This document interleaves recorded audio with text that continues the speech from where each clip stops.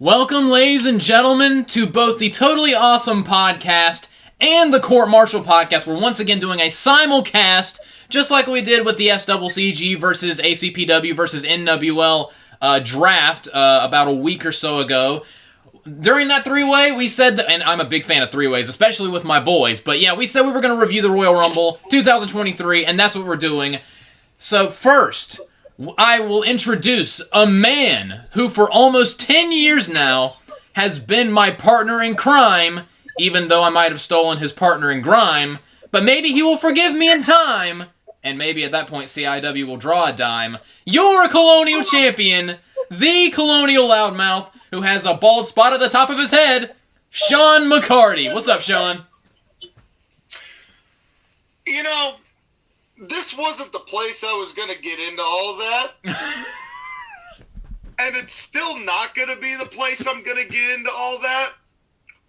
But, you know. If you want to know, then go subscribe. Yeah. I'm here. Welcome to the Court Martial podcast. Fuck all that, because this is the deal.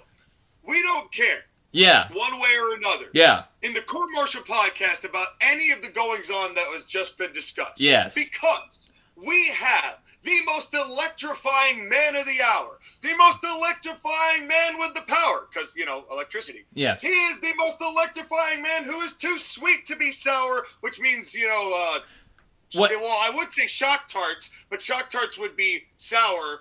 But those were banger before when they used to make those. Do you even remember those? It doesn't matter. The Banger Bros. This guy is candy personified because he's so sweet, so sour, and so bad for your teeth. The Bay Area Brawler, Skyler Greenberg. Wait, before you say anything, Skyler, I also have an intro for you. We have another man who not only is the president of the Bianca Belair and Toni Storm fan club, but also has a literal mountain of Bianca Belair x Toni Storm fan fiction that he himself wrote because he is the #1 Bianca Belair and Toni Storm shipper, the man with the power, too sweet to be sour, and he might just cut a promo for an hour, Skyler Greenberg, the Bay Area Brawler. What's up, Skyler? Hey, Skyler, before I continue, I got another intro for you. No, I'm kidding. Go ahead. Do I get to say a lie now? Yes. Go ahead. Oh, and I'm JoshAgeddon, by the way. It's just, you know, the third guy here. Well, first things first. If you call me Monsieur Candy, does that mean I'm in a really bad movie? What? Never mind. Cut that. What did you just say? We cut that. One line and that's what you say? What did you just say? I wanted to say it. Cut that. Cut that. Sorry.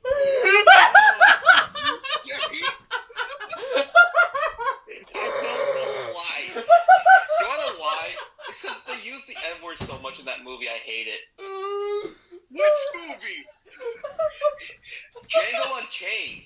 Oh, yes. Well, because Tarantino can't help himself. It's carpet bombed into. No, it's a good topic just on the vibe. By the way, subscribe to Super Jam Session where we will be talking more about in depth about movies. But yeah, I just watched Reservoir Dogs, and there is not a single black person in that movie, and it is carpet bombed in it. Why? Oh my God. Explain. Skyler. Why? Just because it's 1992. It's like Quentin Tarantino. Like, it's not edgy. You are. I mean, oh my God. Please. Like, oh my God, Quentin Skyler. Tarantino, stop. Skyler. Yeah. I just realized something. Quentin Tarantino is JoshAgeddon's edginess with my hairline. Not probably wrong. with my face, honestly. You know what? That should be the logo of Super Jam Session. It's just an actual photo of Quentin Tarantino. You know what? Because Fine, it's I'll just do the it. Dragon Ball fusion of the three of us. Oh God. And you know, when you think about it, the way that this whole thing started with war tension that was not necessary without a whole lot of background, and then me talking about candy, and then Skyler going into all of that like off the walls, that really was the first 5 minutes of a Quentin Tarantino movie. I was not prepared for today. I'm not gonna lie. Well, it's the Royal Rumble, folks. Just do me a favor in post-production, just bleep that word. Which, well, nobody said the word. Yeah. No, I said a word. What word? We've all been saying a bunch of words. We've been saying words, the best words. Yes. We have the best words. Yes. No one has better words than we do. So anyway, the Royal Rumble. Royal Rumble, 5 matches. And folks, I'm going to be honest with you. Us talking about what we've been talking about for 5 minutes was more exciting than the entire middle sandwiched portion of this show. Yeah. And let's go around the room and reintroduce ourselves and try to get the clean sweepers out here to kind of clean up the mess that we're going to leave behind in this first 5 minutes. Yeah. Josh, again, we'll start with you. Your thoughts on the Royal Rumble 2023, the first under Triple H's alleged. Yeah. Well, this show had just the most, like, the disparity between the peaks and valleys on this show were just extremely disproportionate. Like, this show had the highest of highs and the lowest of lows and some stuff that was just meh. So this one's honestly going to be tough to rank or grade because there was some awesome stuff on this show and there was also some terrible stuff on this show. You got a little bit of everything on this show, and the things that were good I enjoyed and the things that were awful I hated. You had a little bit of everything in this show. Yeah, that's a good way to put it. Skyler, your thoughts? You can't even describe peaks and valleys. You can't even describe highs and lows. This was a hit or miss show because the beginning and the ending of the show hit, and the whole middle just sucked, a.k.a. WWE's formula. Yeah. Well, yeah, that's kind of my takeaway from it. It's like, doesn't really matter which part of the McMahon family's booking because it's still their version of entertainment.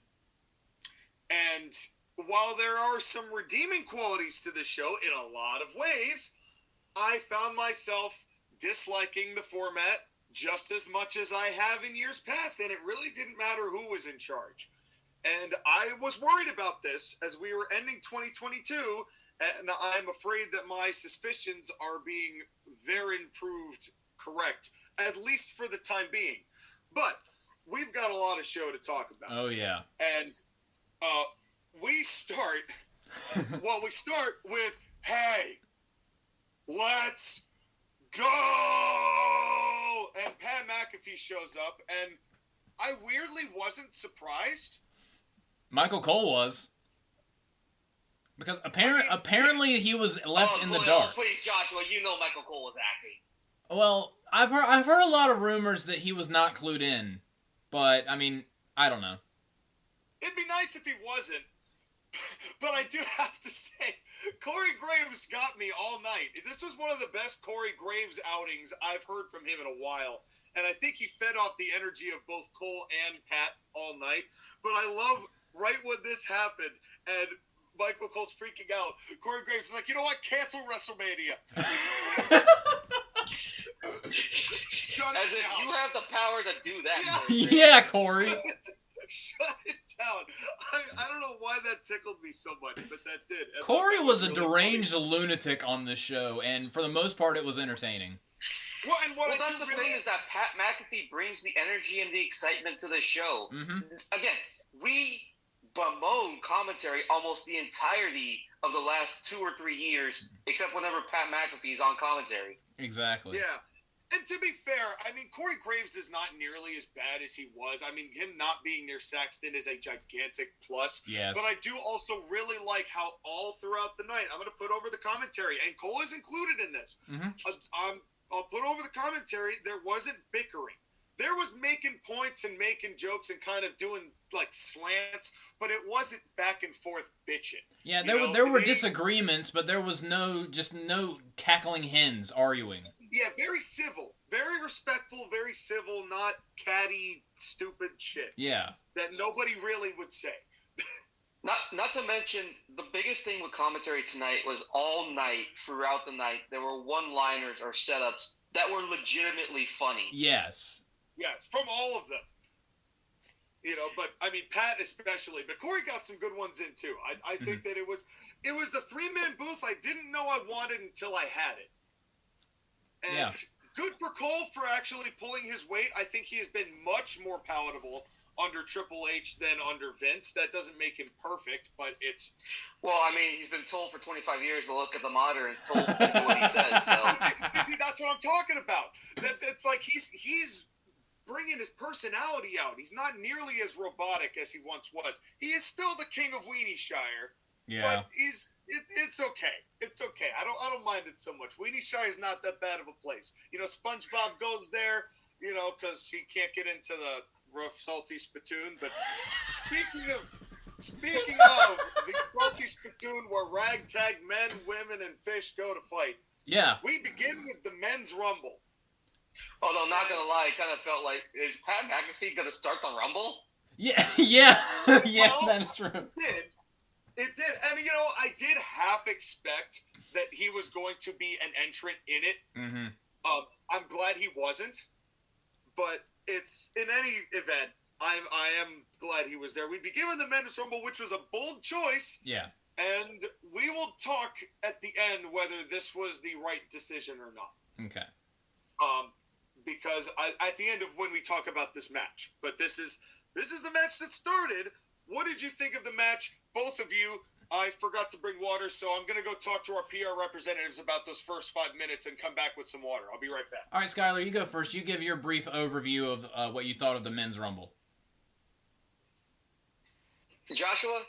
Yeah. We reviewed the 2022 Rumble, and what do we think of it? It was just the most boring, watching paint dry sack of horse shit of all time. Exactly. 2021 was a ho-hum Rumble. It wasn't great, but it wasn't terrible either. It was shackled by the Thunderdome. It was shackled by the Thunderdome.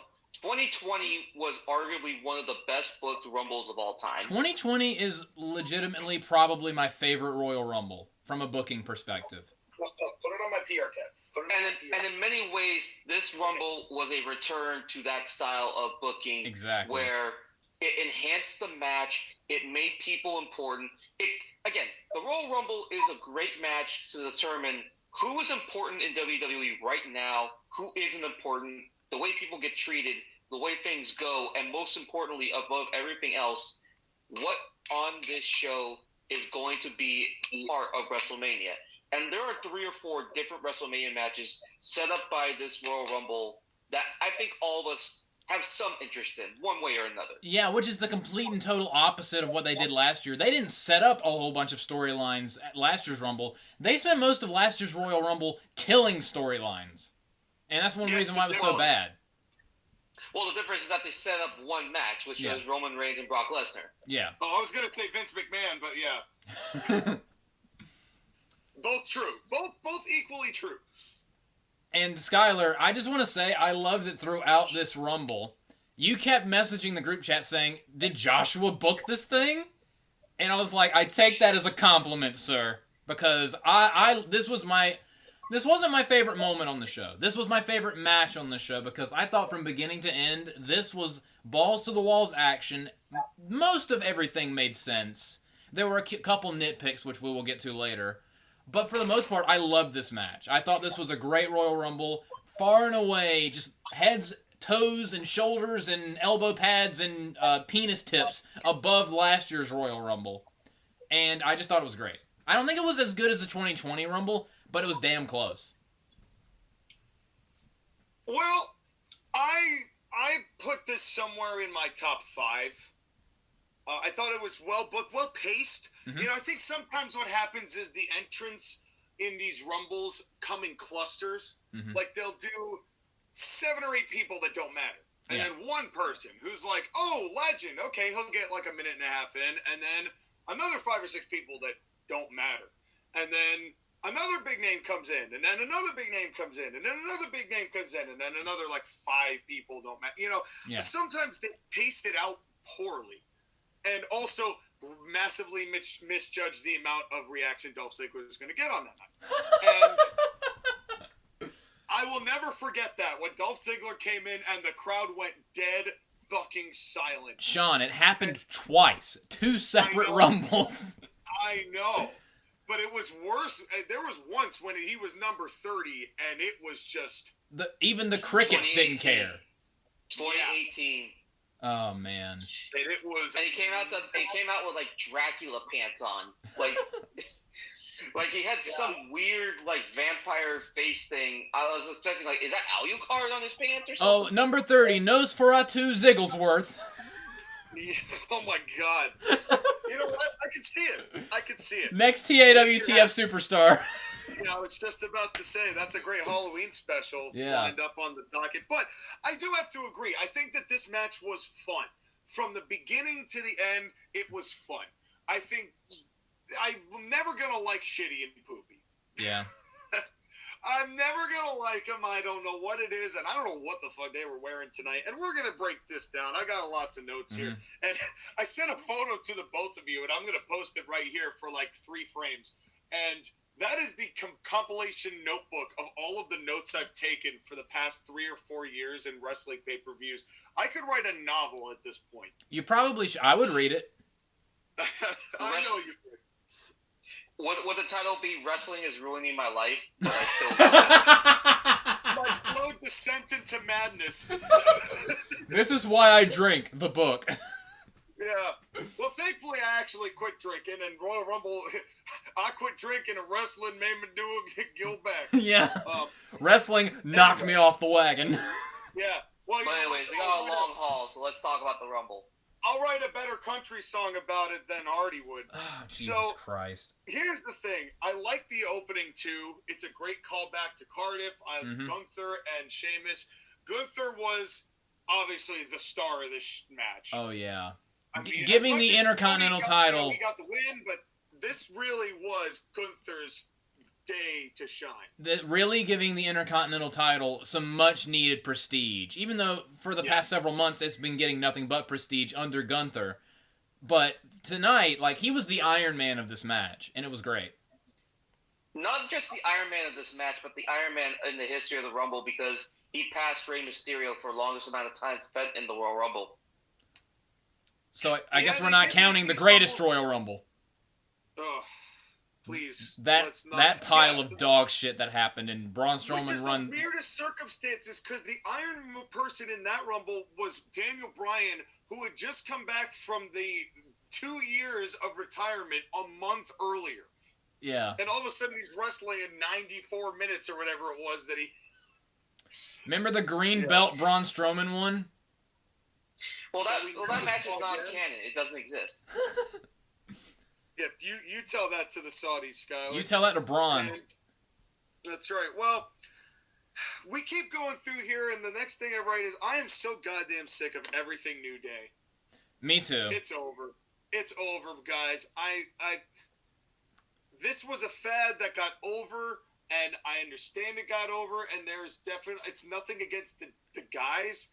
It's just that the presentation ran its course like 4 years ago. It is 2023. I do not need to see any more of Kofi Kingston and Xavier Woods being wacky. It's dead. It's dumb.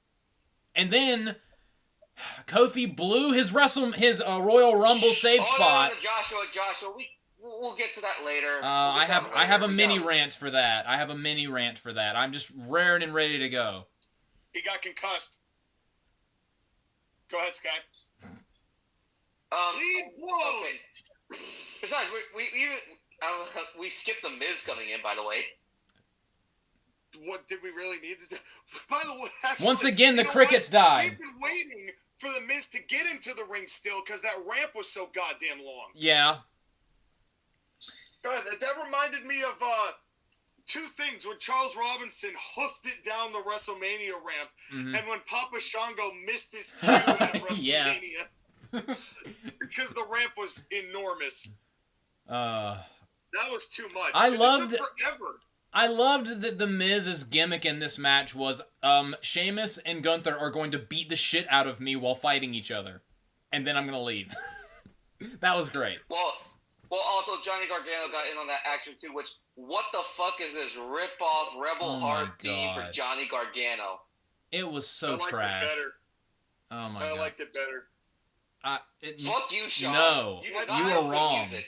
Whoa, so really, sir? Oh wow! Would you like to test that theory? I was about to say, did Hardy create this remix of Johnny Gargano's theme? Further proof that Sky does not listen to ABPCT music, Wow. folks. I'm going right into that damn transition. I don't care what you want. What have you done, Skyler? Music. You don't go to Skyler goddamn Greenberg. You don't go to the West Coast. You go to Connecticut. You go to the 860. You go to the 203. You go to Spotify, Apple Music, and you look up White Nux, spelled WHITE space KNUX, or A Bizzle, spelled ABIZZLE, for everything we've got. 128 monetizable songs, twice that on SoundCloud. We've done it all. We've been there. We've gone from genre to genre. We hop, skip, jump, blend, fuse, and at the end of the day, we give you the hottest, newest, foundation-shattering music on this planet. And Skyler would know that if he weren't a low-life plebeian who thinks that I do not know what good music is because I like the sound of the man's voice more than the squeaky woman's voice, which was indicative of how much Johnny Gargano was a small little shit. So voice to make him look and sound like a man, so the presentation of him isn't as bad as it looks like. So if you want to have great music, if you want to prove my co-host wrong in every single facet of his sentence, if you want to stick it to him the way society has stuck it to the biggest and lowest hockey team in the league, the San Jose Sharks, who are being harpooned to death by their mediocrity, you join AB Production CT. You join the revolution that is the foundation industry busting artists of White Nux and A Bizzle. We will be excited to have you, and the link is in the description. Come find it, and you will not be disappointed. Fuck you, Sky. Skyler, you bashing his music was the equivalent of Sami Zayn hitting Roman Reigns in the back with a chair. It really was. Yeah, except I don't think I'm gonna get a WrestleMania match out of it. No, you got a tirade and a plug. Yeah, he also made fun of my shitty hockey team while he was doing it too. Yeah, he did that too. Seamlessly, I might add. But something that wasn't seamless, Kofi goddamn Kingston. Can we retire? Yeah. Can we retire the Rumble save spot, please? It's old, it's tired, and for 2 years in a row you fucked it up, and this time you've concussed yourself. Kofi, retire the spot. It's not cute or amusing anymore. They did that stupid, bongo on our booties thing. Yes. And Corey Graves is like, what the fuck do you call that? I'm like, stupid.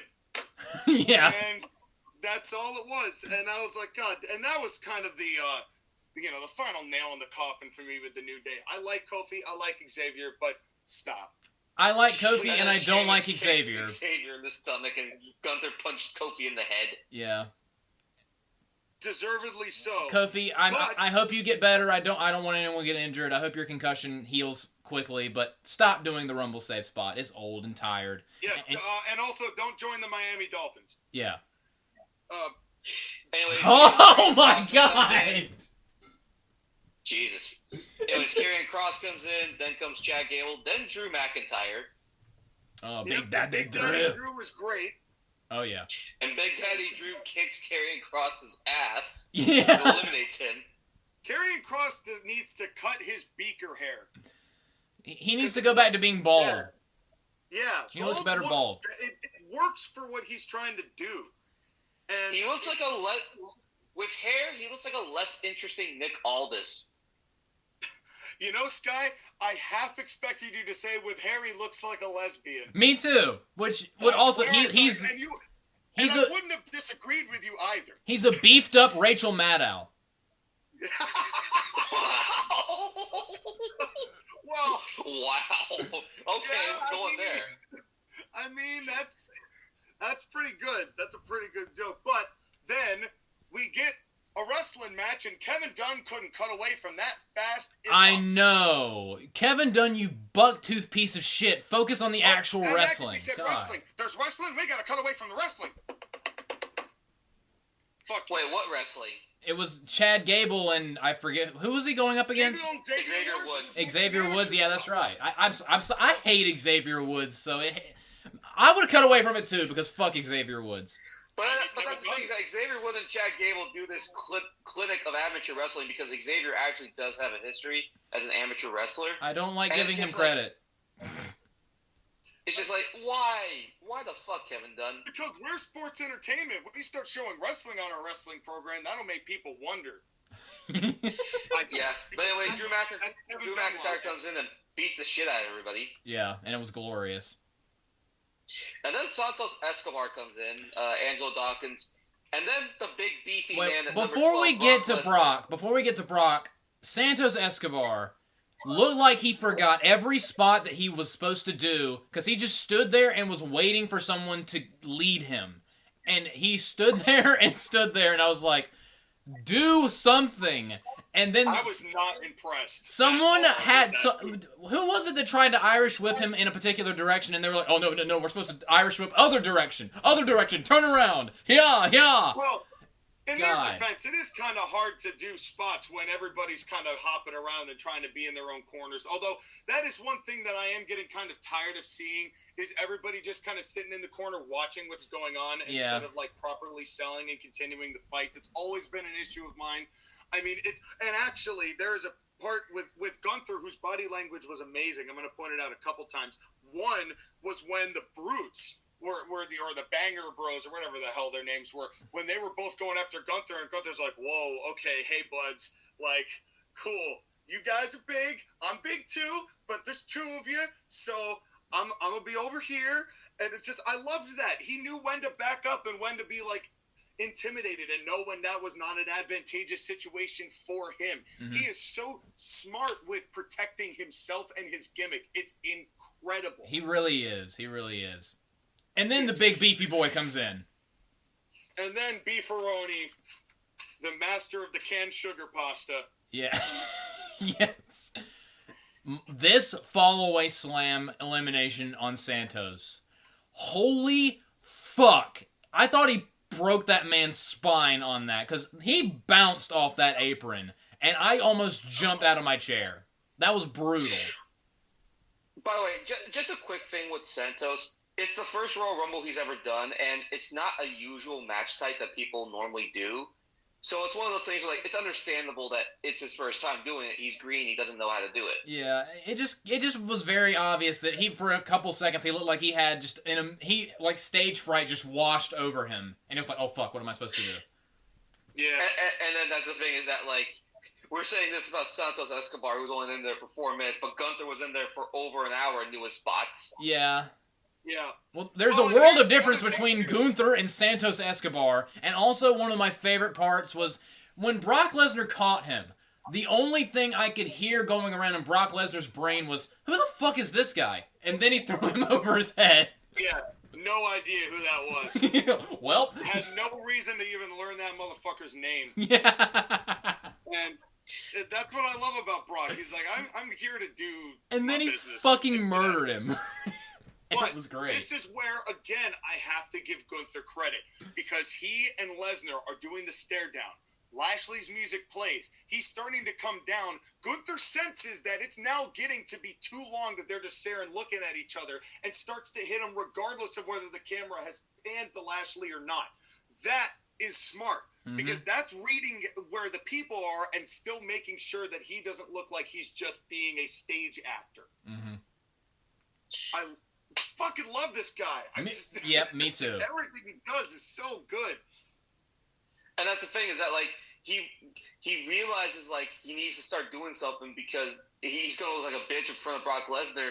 He knife edge shots him. Brock no-sells it. He almost like, you weren't supposed to do that. Well, because he knew that it was going to look stagey if he just sat there and kept looking at him while Lashley took 45 minutes to walk down to the ring. Right, and then Brock getting a couple of knee shots and a suplex to Gunther, which, please, can we get that in the future? Yes, we please. might be getting it at Mania if the rumors are to be believed. Nah, I think Bobby Lashley and Brock Lesnar is the setup that they're going to go with.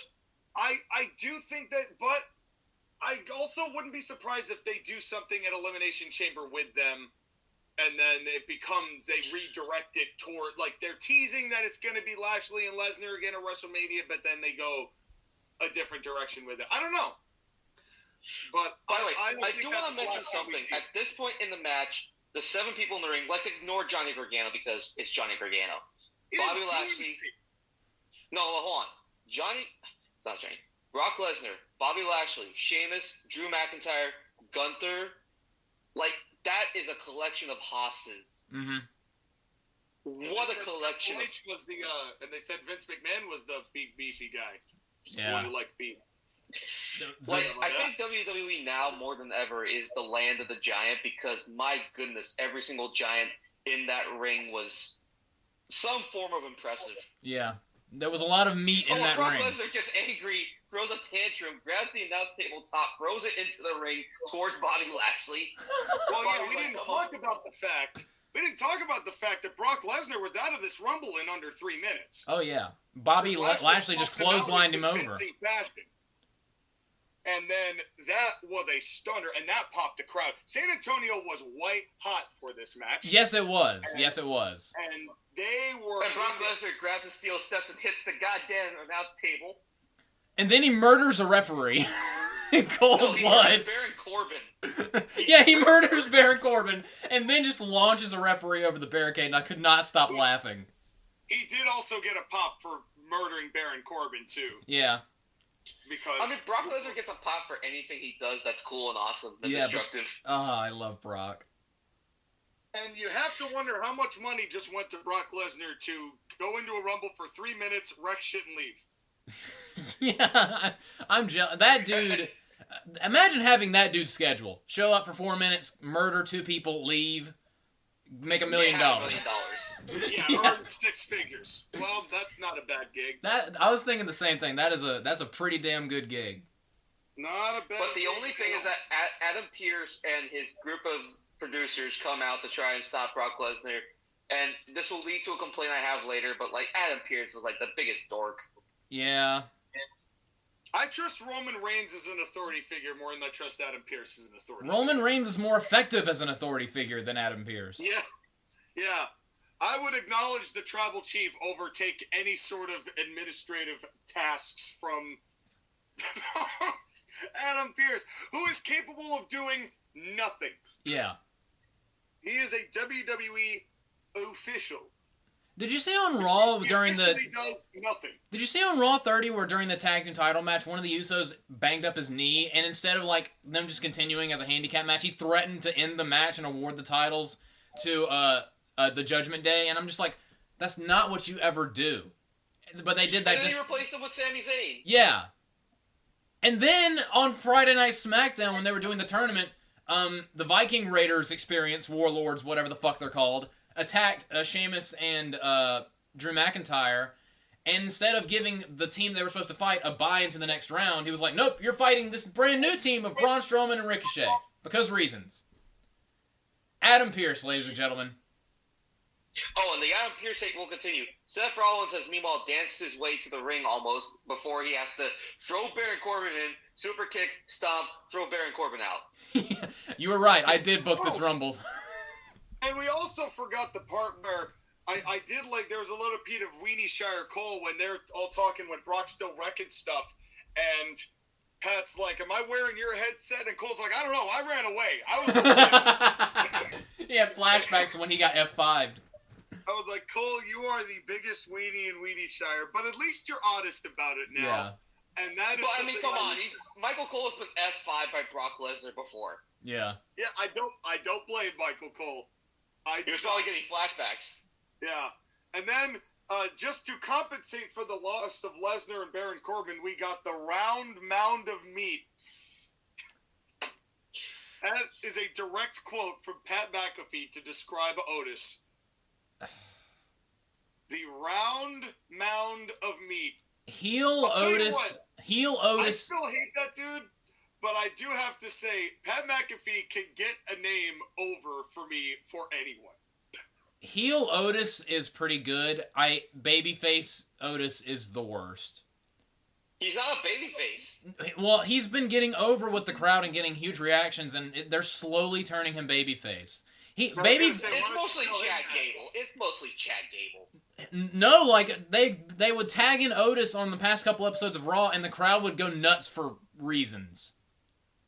You'd Well, have to it's go not watch. Because he's a big fat fuck. He looks like me. And wow. And heel Otis does not do the Caterpillar. Which, of all the people on this planet to do the Caterpillar on, why Gunther? That hurt my soul. That was where I wondered, okay, maybe Vince does have a little hand in the chili here. And because there is only one reason and one person who'd go, yes, Otis has the Caterpillar Gunther. That was such a Vince Anyways, McMahon number moment. 17 was Vacant. Yes. Pesty Vacant. God damn it. Vacant, you heartless Well, bastard. It was Mario, but he couldn't make it, even though it was his theme song. It was Chris Pratt? And, Oh, no.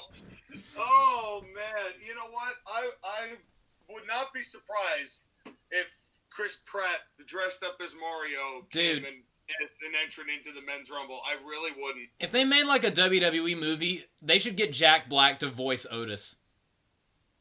Yeah. And then Seth Rollins eliminates Bobby Lashley, which is a little weird. Not gonna lie. Almost eliminated him off screen, almost. That's partially why I think we might be getting more Lashley Rollins and Brock Gunther come Mania time, which they have 2.5 months to figure out what they're gonna do with. So they've We know what Seth Rollins is doing at Mania. Yeah. But we will get to that later. We'll get to that later. So after Ray doesn't come out, Dominic comes out with Ray's mask, and clearly he attacked Rey Mysterio. According to Michael Cole, Dominic Guerrero is a piece of shh. Watch it, Skyler. This is a PG show. I love. Oh yeah, after all. After the first 5 minutes, yeah. Yeah, let's go ahead and take the high road now. Yeah. 7 minutes into the program. That's solid. I did like the fact that Pat McAfee was like, "You guys let this kid get out of control. You guys were responsible for this. I didn't do this.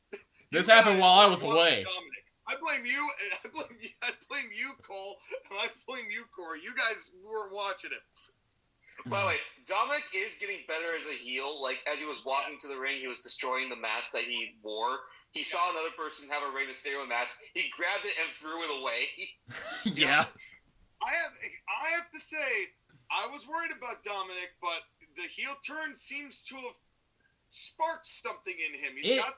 It is saving his career. Sammy Guevara wishes he could be. Exactly. It is saving his career.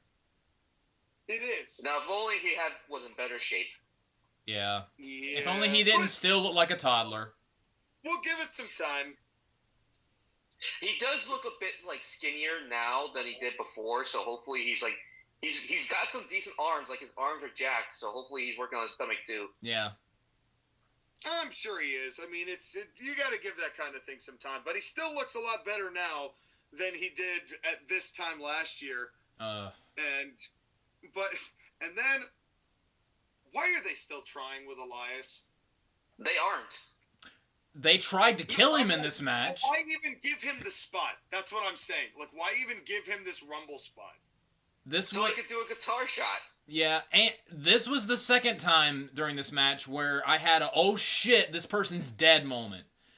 Sheamus and Drew McIntyre fucking obliterated this dude. Just. Rightfully so. That bro kick Claymore combo. And did you see the way Elias was holding his nose when he got knocked out of the ring? I haven't heard anything. I don't know if Elias is injured or not. They legit could have, like, shattered his nose. It was a pretty cool spot, though. I mean, yeah. To see them just go squish. I was like, well, I'm not sure if Elias is going to remember which member he is now. Ezekiel or Elron or Ermo. Elron! From, Aragorn's father-in-law in Lord of the Rings. Yes, or Elroy. Yeah. So, he didn't But yeah, they are trying with...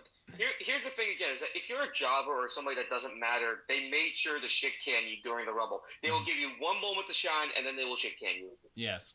Yeah. Brutally. Which was necessary in this set, but that's also kind of part of my. Well, we'll get to that at the end of the match, but then comes pretty much the only legend in this thing. Nope.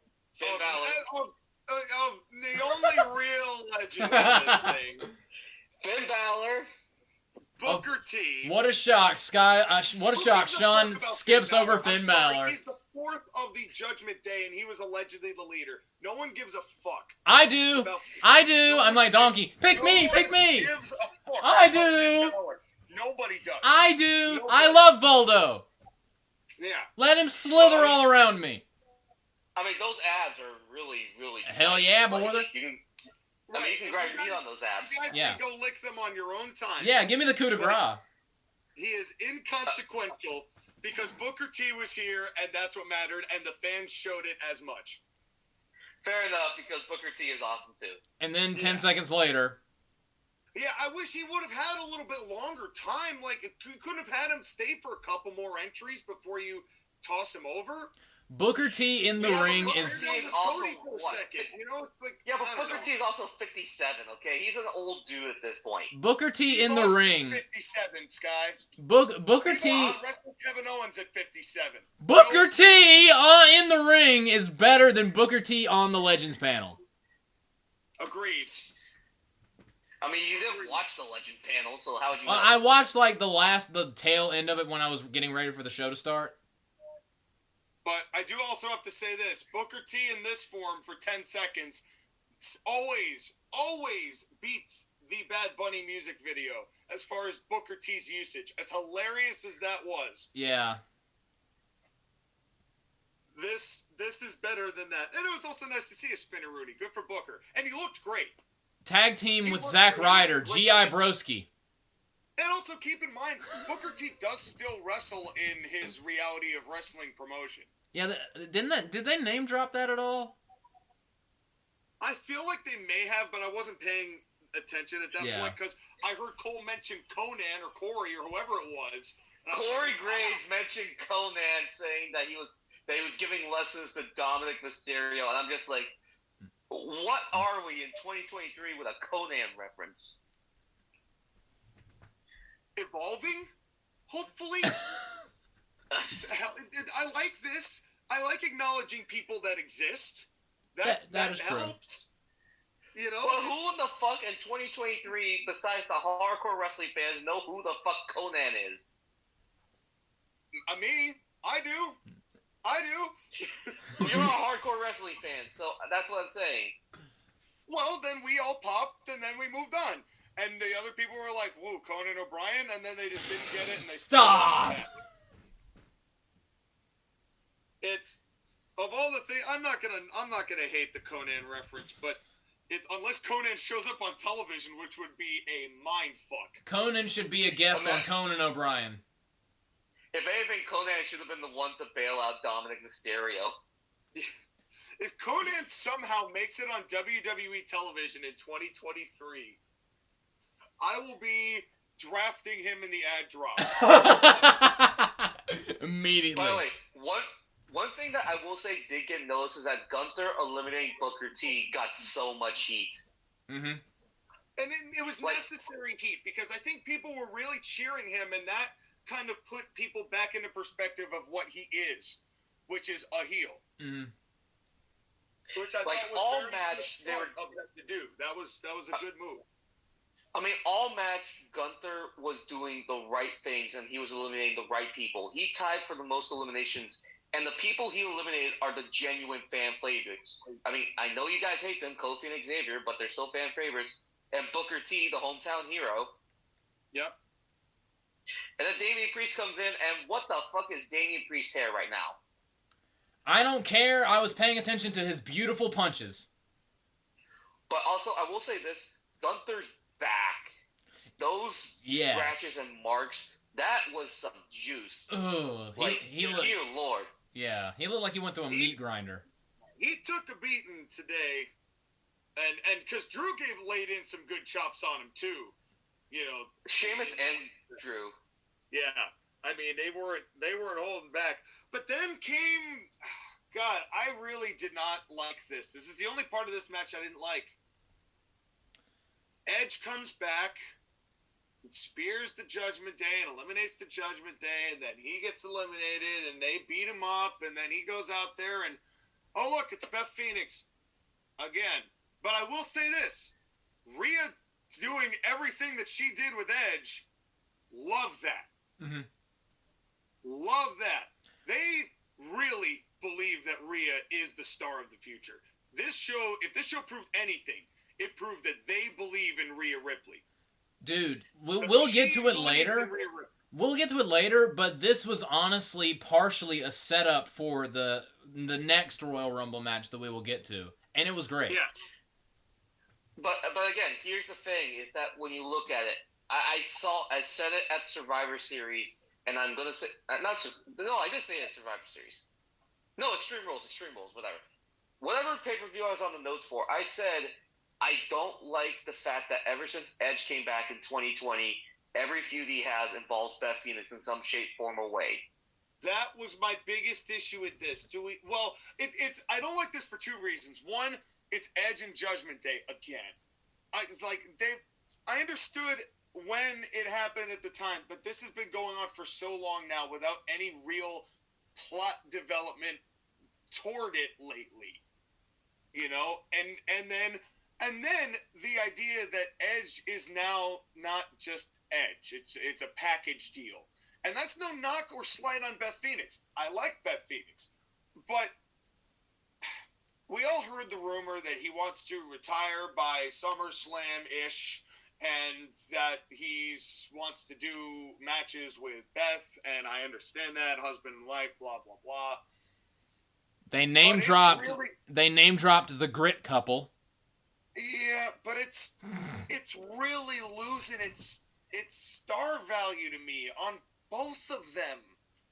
The power couple thing just doesn't work with them. I don't know. It's just it's because they were both individuals in their career. They never were associated until after. It's the same thing with Seth Rollins and Becky Lynch. Yeah, they're great, but do we really need to put them together in 2019? For 6 months against Baron Corbin and Lacey Evans. Jesus Christ. I mean, at least Rhea Ripley is better than Lacey Evans. It's just that we have to. It's just that we have to involve a stable that is dead. Like Judgment Day, as much as cool as it can be, it needed Edge at the beginning to start it, and he's been the biggest and most important part of it. Yeah, somehow Finn Balor just isn't Edge. Who would have thought? Who would have thought that putting Finn Balor in replacement for Edge when the whole concept was Edge, whether it was Spooky Leader or not, the guy who was not going to make that group over was Finn Balor. If they had kept it just Rhea Ripley and Damian Priest and those two betrayed him, and we got a whole bunch of Damian Priest and Edge matches as a result of that, with Rhea Ripley getting over and maybe having just a mixed tag match between those two teams, and Finn Balor just, I don't know, left the company? No, stop it, Sean. God. I hate being the lone Finn Balor fan on this fucking show. Well, you better enjoy it because it's going to keep going. I know. He needs to leave and do something else. They did do a tiny callback to Seth Rollins and Edge feud, which is nice, but again, it's Judgment Day stuff. By the way, we skipped Montez Ford's entrance and participation in the match. The only reason why I bring it up is that Michael Cole on commentary, another gem, Pat McAfee. Hey, Michael, you're drinking out of a solo cup? Michael Cole. Oh, yeah, I'm going to be drinking out of a solo cup tonight, baby. Yeah, I bet they are. When they party. All night. And every day. And then the next great line, which is Austin Theory comes out, Pat McAfee says, you know, Austin Theory's here. He lost his name. He got it back. That popped me. That popped me. God, Pat McAfee is awesome. If only he felt more important in this Rumble. Yeah. He kind of became a bit of an afterthought in this one, but, you know, he's young. Well, that part of that is that during his entrance, Edge and Finn Balor and Damian Priest were fighting with each other. Yeah, they kind of stole his thunder. And then the whole Rhea Ripley hitting Edge and then Beth Phoenix coming out, like, that part, like, it didn't need to. Yeah.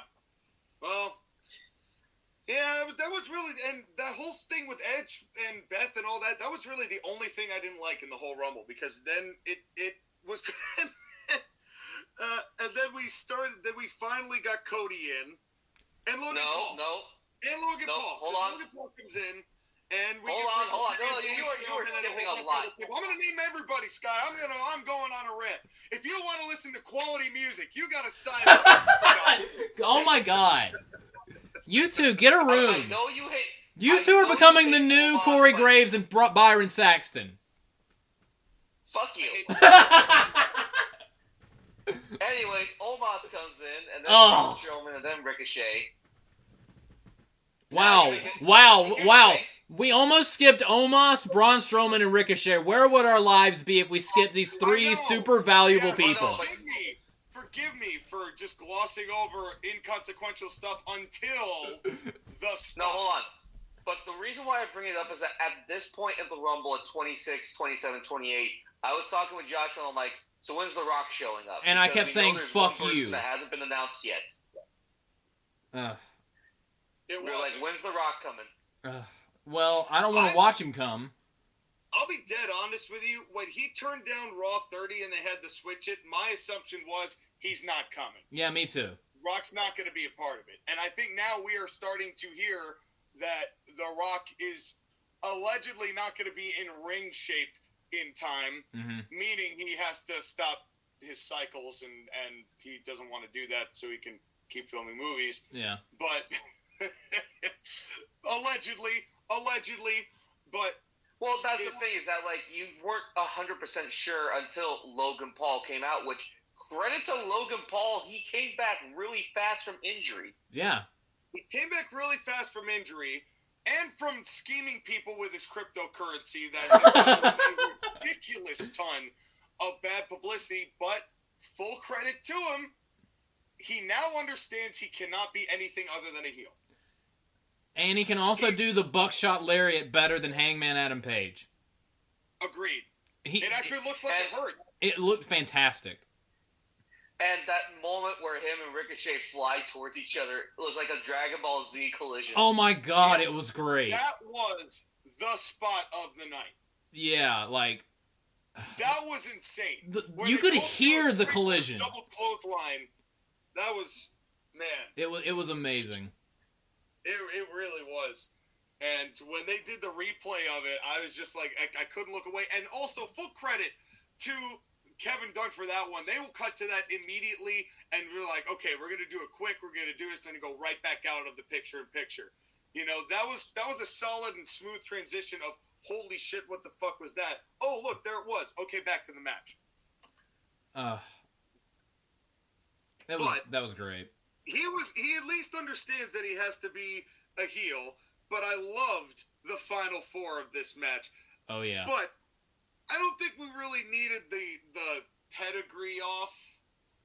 You know, I don't think that was necessary to be like, I'm a bigger dick sucker of Hunter. No, I'm a bigger dick sucker of Hunter. And I was like, okay. I mean, come on. You knew that Triple H was booking this match, and he was going to get his Triple H isms in. If it wasn't going to be a steel step bump, it was going to be pedigrees. Oh, we got a steel step bump tonight. We'll talk about that. Yeah. We'll talk about that steel step bump. By the way, another thing, too, is that Sheamus and Drew McIntyre during this time did get eliminated by Gunther, which also got a big amount of heat. Yes, and it was great. They used Gunther so fucking well in this match. Perfectly. And that was the best part. And I do have to say, when I forget what Cody did to him. I think he just hit him. I forget how Cody hit him, but you could see Seth's mouth, you motherfucker. And I'm like, that's not nice, Seth. That's not nice. That's not PG, Seth. Unlike this program. But then the final two, I don't say this very often, and there's only been a handful of times when you could say this is the case in Rumble history. You just missed it. Like, you missed Seth Rollins and Logan Paul getting rid of each other. Okay. we get to the final two, which are Cody and Gunther. Fair enough, but what do you think of a Seth Rollins-Logan Paul feud? Seth will lead him to a terrific match. I feel like the promo exchanges will be very entertaining. I think it's going to be hard to see Seth as the way that he speaks right now as a babyface. And he's going to have to be. And I think he's going to have to kind of just go back to being regular old Seth and kind of quit the Raw Luigi stuff. Luigi! And if that's what comes out of that feud, then I'm all for it. Because I'd like to have Seth be Seth again. Because this whole thing he's doing is ridiculous. It's been ridiculous. He's a terrific worker. Maybe one of the best they've got consistently. Mm-hmm. But it's just silly. And you can't take him seriously. And you can't take him as a viable, they'll put him as a champion again, probably at some point. But it doesn't feel like you can take that seriously. And especially with the amount of beef in this match, so hopefully that'll bring Seth back to like something of a regular level. So we'll have to see what happens with that. I don't necessarily I glossed over it mainly because I'm not positive that any of these feuds are actually happening. Yeah, we don't know for sure. It's like they tease things. And they're great at teasing things, but we know more better than anyone how much they just throw shit together half the time between now and WrestleMania, save for the few, like, key angles. Mm-hmm. So I don't know what they're going to retain from this, because they could go in completely different directions. And so the final two... So the final two are best case scenario in Rumble, and you can't say that a lot. Yes, Rumbles, yes. That the final two are the best case scenario in Cody and Gunther, and I loved their little mini match. Gunther was such a brilliant choice to have go up against Cody, because Cody, came back from a torn pec. What is Gunther famous for? Chopping the shit out of your pecs, making you wish that you didn't have pecs, and. Yep. And it was a perfect way to inject sympathy into Cody before he won the match, because you knew he was going to win, and there was a worry that people were going to rebel against Cody winning. But when Cody came out, he was over. The crowd was excited to see him, and they were chanting Cody before he came out. And then you kind of feel that they wanted him to win because of how badly Gunther was just kicking his ass and beating his chest. Yeah. It was great. The other thing, too, is that they did the subversion of the expectation of the heel comes in at 30, the babyface is at 1, and the babyface has to overcome. Mm-hmm. They did that with the heel being at 1, the babyface being at 30, but the heel making the babyface work for it. Mm-hmm. And there's an extra level of genius to this, because I did Cody Rhodes and Walter before, and they did years ago, mm-hmm. And they said the JoshAgeddon booked this Rumble. Well, I booked the fucking finish. Yeah. But I'm kidding. That's not the real level of genius to this. The real level of genius to this is that the smarks out there, if Gunther had beaten Cody and they decided to swerve people, they would have gotten right behind him. He's the one guy in that whole Rumble who, if they had swerved and did some sort of surprise, they would have accepted winning that Rumble instead. And that's fascinating to think about. That they did this at a level that even the smarks got wrapped into this for a different reason. Because these two, not that they were ever going to go with Gunther to win this, but could you imagine how insane the reaction would have been if they had? Good, bad, or indifferent. It would have been huge. Very well thought out and very well done. It would have been jaw-dropping. Although, I must say, the superplex in a Royal Rumble is stupid. Yeah, because why don't you just push him off the top? Push him, damn it. That's all you have to do. Why would you punch him and then suplex him into the spot the furthest away from your objective? The middle of the ring. Yeah. I did. Everything is perfect. Yeah. Well, and this is where I want to go with this, because this was a great Rumble. This was a terrific Rumble, but this concept is getting stale. And the reason I say this is that while these two did a wonderful job of me thinking it's over and reeling me back in and thinking it's over and reeling me back in, and they're fun to book in this way. These Rumbles all go about the same, and it's like some of them are boring, some of them are exciting, and yet there is something inherently linear about doing this concept of match practically the same style 35 times. And it doesn't help having a lesser quality one on the same show. And that's where I wanted to kind of bring this whole, was it the right move to put this match on first? Skyler, what do you think? The hard part is, given what the main event angle was, honestly, no. The hard part is that if you had put this match on in the middle of the show, it may not have gotten the same reaction. I don't know. Yeah. The one good thing is that they had a hot crowd to start, so they could at least have the energy for the Rumble. But I think WWE knew there was going to be a drop-off no matter what happened with the rest of the show after this Rumble. They were planning for, like, okay, we know what the cooldown match is. The problem is the cooldown match was the killer match. Yeah. JoshAgeddon, your opinion on whether this match should have gone on first or not? When it first started, I wasn't super happy about it because I'm old school.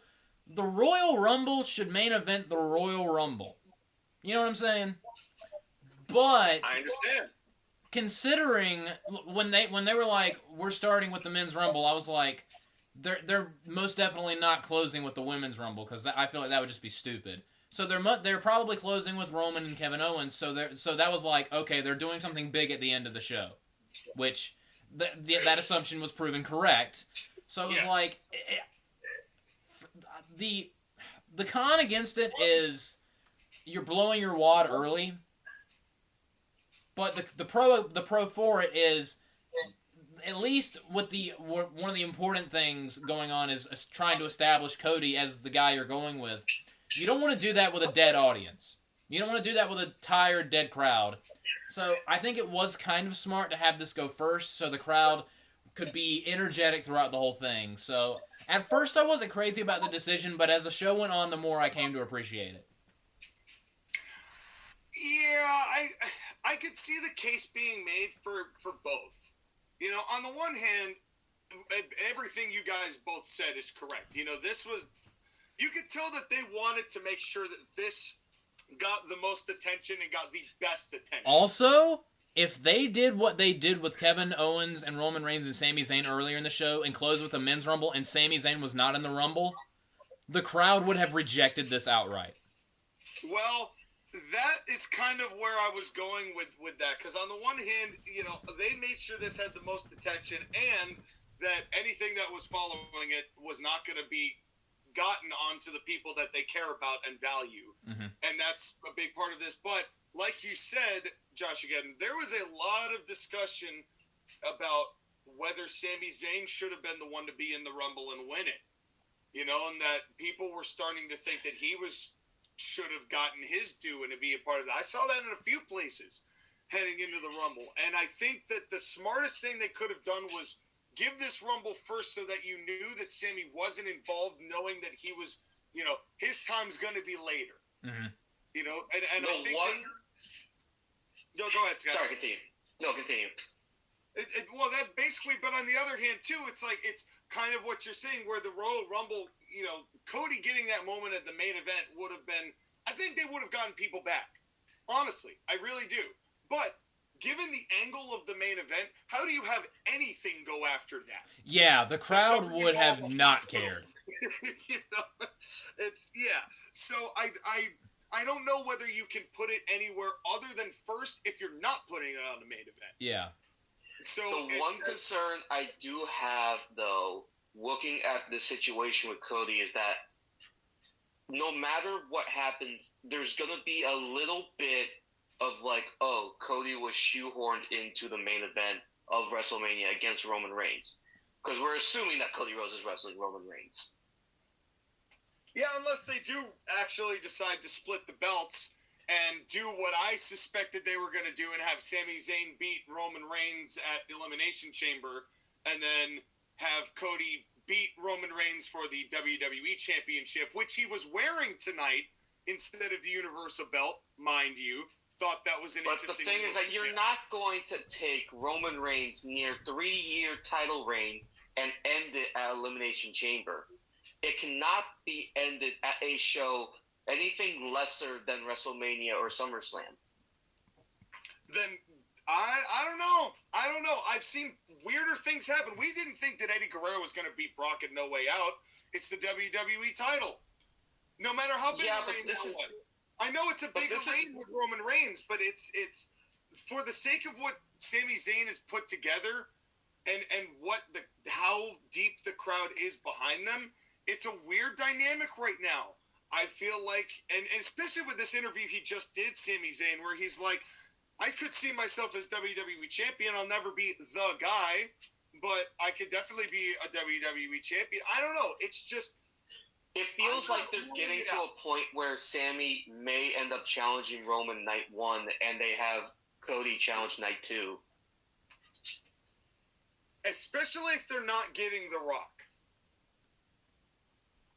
And that could be a circumstance that we have to come with. I really wish they weren't going to split these belts up, but every report I've seen seems like that's where they're headed.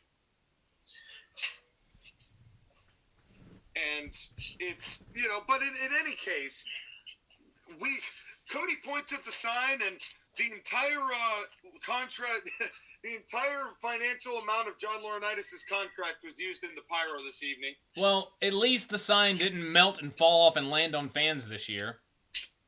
Yeah, but there was a firework that did shoot downward, because there always is one. And this, but this was a tremendous Rumble. This was a great match, and I wrote down in my notes, okay, that's it. That's the show. You messaged the group chat multiple times, pointing at a message saying, we should have stopped watching at this point. And for about the next 2.5 hours, I would have been right. Yeah. Well, especially given what comes up next. Yeah. Fucking hell. I don't drink Mountain Dew. And I really don't drink Mountain Dew after this match. Funnily enough, before we started recording, I actually did go out and buy a Mountain Dew Pitch Black. Why? I was curious because right now? I wasn't because of this match that we're about to talk about, but literally everyone was like, "Oh, it's actually really good." So I was curious. It's very mid. Josh, again, I have a question. Yes. If this match was sponsored by Monster Energy, would you consider stop drinking Monster? No, because I have a problem. And that problem is Bray Wyatt, and he touches children, so whatever. No, he just loves children. That is a legend. Yeah, You're casting aspersions, good sir. Nobody. He showed you on the doll where he's going to break you. Yeah, well.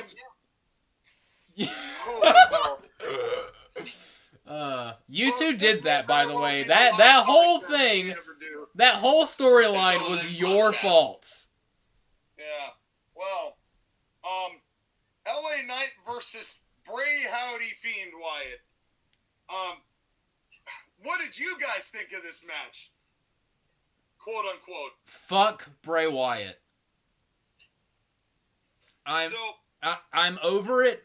Everything they have him involved with for the past however long he's been around has been nonstop, stupid, phony, hocus pocus, D-list horror movie dog shit. We thought it was just whenever he was around Randy Orton. No. Bray Wyatt is not a wrestler. He's an illusion. He's like a parlor trick guy. He's like a fortune teller. He's not a wrestler. He's a gimmick. He's David Blaine. He's a shitty gimmick. He's basically if Bruce Pritchard went emo and decided, I'm gonna go in the ring a couple times. That's Bray Wyatt. And it's awful. It's fucking terrible. And I'm over it. This was the payoff. This is what Bray Wyatt's return that has been building since before Extreme Rules. This is what that whole thing with the White Rabbit was leading to. This pile of dog shit. Sponsored by Mountain Dew. He's such an evil, destructive, horrible being, but he's got sponsors. Yes. Fuck you, Bray Wyatt. I'm done. From now on, Sean, for your own sanity, you started skipping Ronda Rousey segments and matches. I'm doing the same with Bray Wyatt because I can't take it anymore. I'm with you there. I'm over it as well. I am kind of at the point where I feel there's no more redeeming qualities. He had one good match, and that's one that Skyler doesn't even like, against The Undertaker at WrestleMania 31. That's the only match I've ever found of his that I really am like, you know what, that's a match I'll go back and watch and enjoy.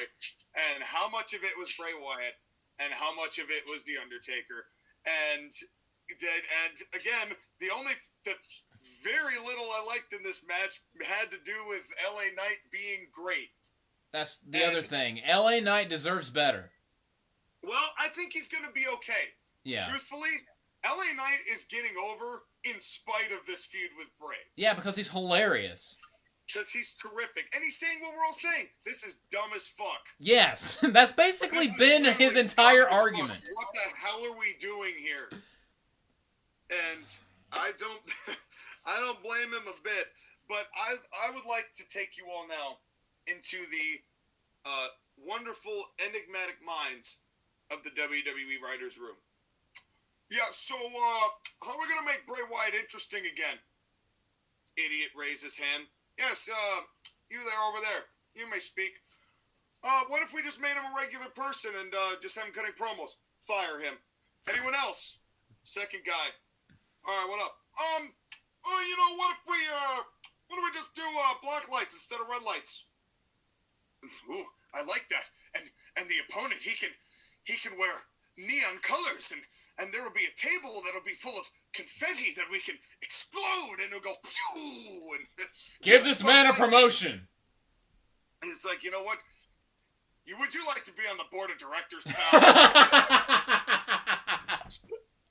And so the writers, the genius form of the writers was Naomi got fired, and we still have the blacklight budget. Yeah. Bray Wyatt is the new incarnation of Naomi. Change my mind. I will change your mind, because you know who he is? He is WWE's Chris Jericho.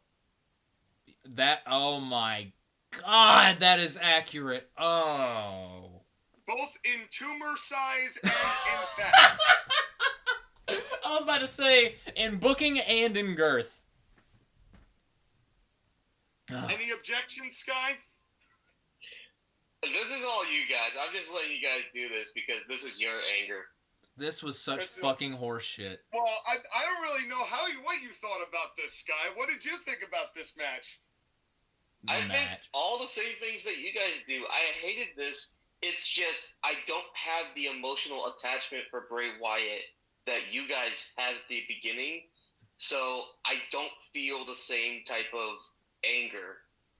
Well, I'm not even that mad. It's just because we've seen all of this before. This isn't even the most egregious shit he's done, right? This isn't even the worst of it. Think about that. But how many goddamn chances is this motherfucker gonna get? I know. Like, I get wanting to bring him back. And when he was cutting promos just about himself for those 3 weeks before the writer I talked about got fired, that was great. Where he felt polarized and confused, but he was being honest with the people, or at least it looked like he was being honest with the people. That Bray Wyatt I wanted to see. Human Bray Wyatt I wanted to see. Wyndham Rotunda I wanted to see. All of this hokey garbage that we've got foisted down our throats that they think we want, that we have never wanted and has never gotten over, from the goddamn bugs that go down on the screen at WrestleMania to Alexa Bliss wearing the bloody crown with the Jack in the Box horse shit, to the melting, to the Shredder costume, to all of it. Remember the hologram? The hologram? Oh yes, the holograms, the puppets, goddamn... The exploding TV in Dean Ambrose's face. The Firefly Funhouse match. all of that. The House of Horrors. All of that. Name me one moment of Bray Wyatt's The swamp match. That you could say was, oh my God, I need to see him again. I've got to watch him again. He's so captivating. He can talk, but when you find out that he says nothing and has never said anything in a decade of being on television, you have to wonder what the value in this guy is here. So does this match start with a collar and elbow tie-up? You can't tell me that this is selling tickets. It's selling brain aneurysms. I cannot aneurysms. say that it's selling tickets. And no, of course it didn't. This was so fucking because Rocky awful. Raccoon was too busy making Bray's makeup so he could go out there and look like Rocky Raccoon. Oh, look into his eyes. Oh, I can't. Oh, wow, that's a tip. This was the one match where I felt bad for Pat McAfee because he literally just sat there going, I don't know what to fucking do. This is not real. This is not real wrestling. This is not anything that I, the sports commentator, the sports analyst, would know. Because this making no sense. It's a circus. So he just sat there going, yeah, wow. Is this over yet? Yeah. No? Okay. And I felt for him because he comes back and that's what he has to deal with. Ugh. Just... And by the way, there is still a warrant for the arrest of Bray Wyatt for murdering 53,000 San Antonians. Because after this, it took a lot to get this crowd back into caring about anyone or anything for at least another 90 minutes. Dude, the second the lights went out, the crowd died. Well, and I'll paraphrase a lot. Sean, I will paraphrase a line from you. When the lights went out, the crowd died as Bray Wyatt should. Yeah. His career. Well, at least we got a Ken glow stick. Sean. It was a lightsaber. It was poison. It's, if you drink enough of those, they have you pump your stomach when you drink. If you break open glow sticks and stick it into somebody's Mountain Dew, they have to pump your stomach if you drink them. How do you know this? How do you know this? And I had seriously contemplated it by the end of this match. I wanted to jam something into my eyes. Yeah, it was terrible. It was probably the only place you could have put this match, except for never booking it ever. So we have an. Are you telling me, Sean, that we have? Are you telling me that we have an early contender for worst match of the year? Oh, yeah, this one's definitely up there.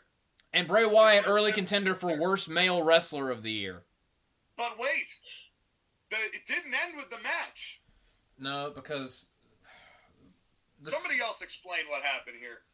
Okay. So Bray Wyatt kicks the ever-loving crap out of LA Knight after he puts on another mask and then, wins the match, whatever.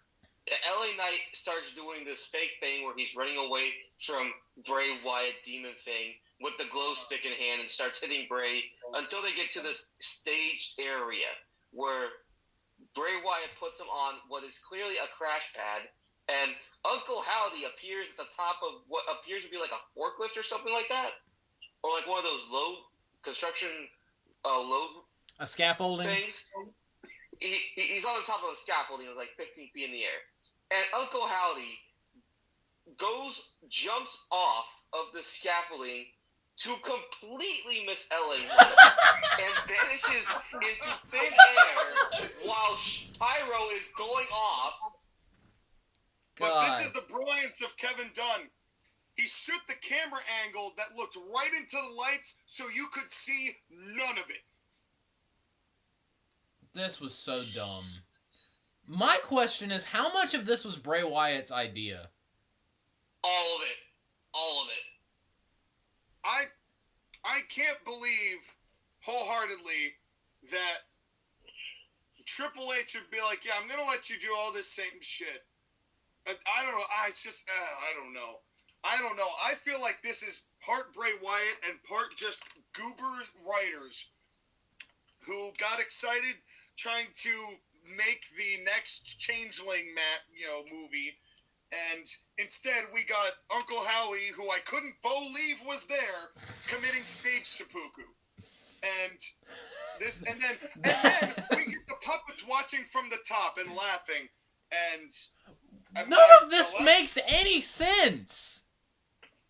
And no, okay, somebody here, tell me what more you know about Bray Wyatt now than you did at Extreme Rules.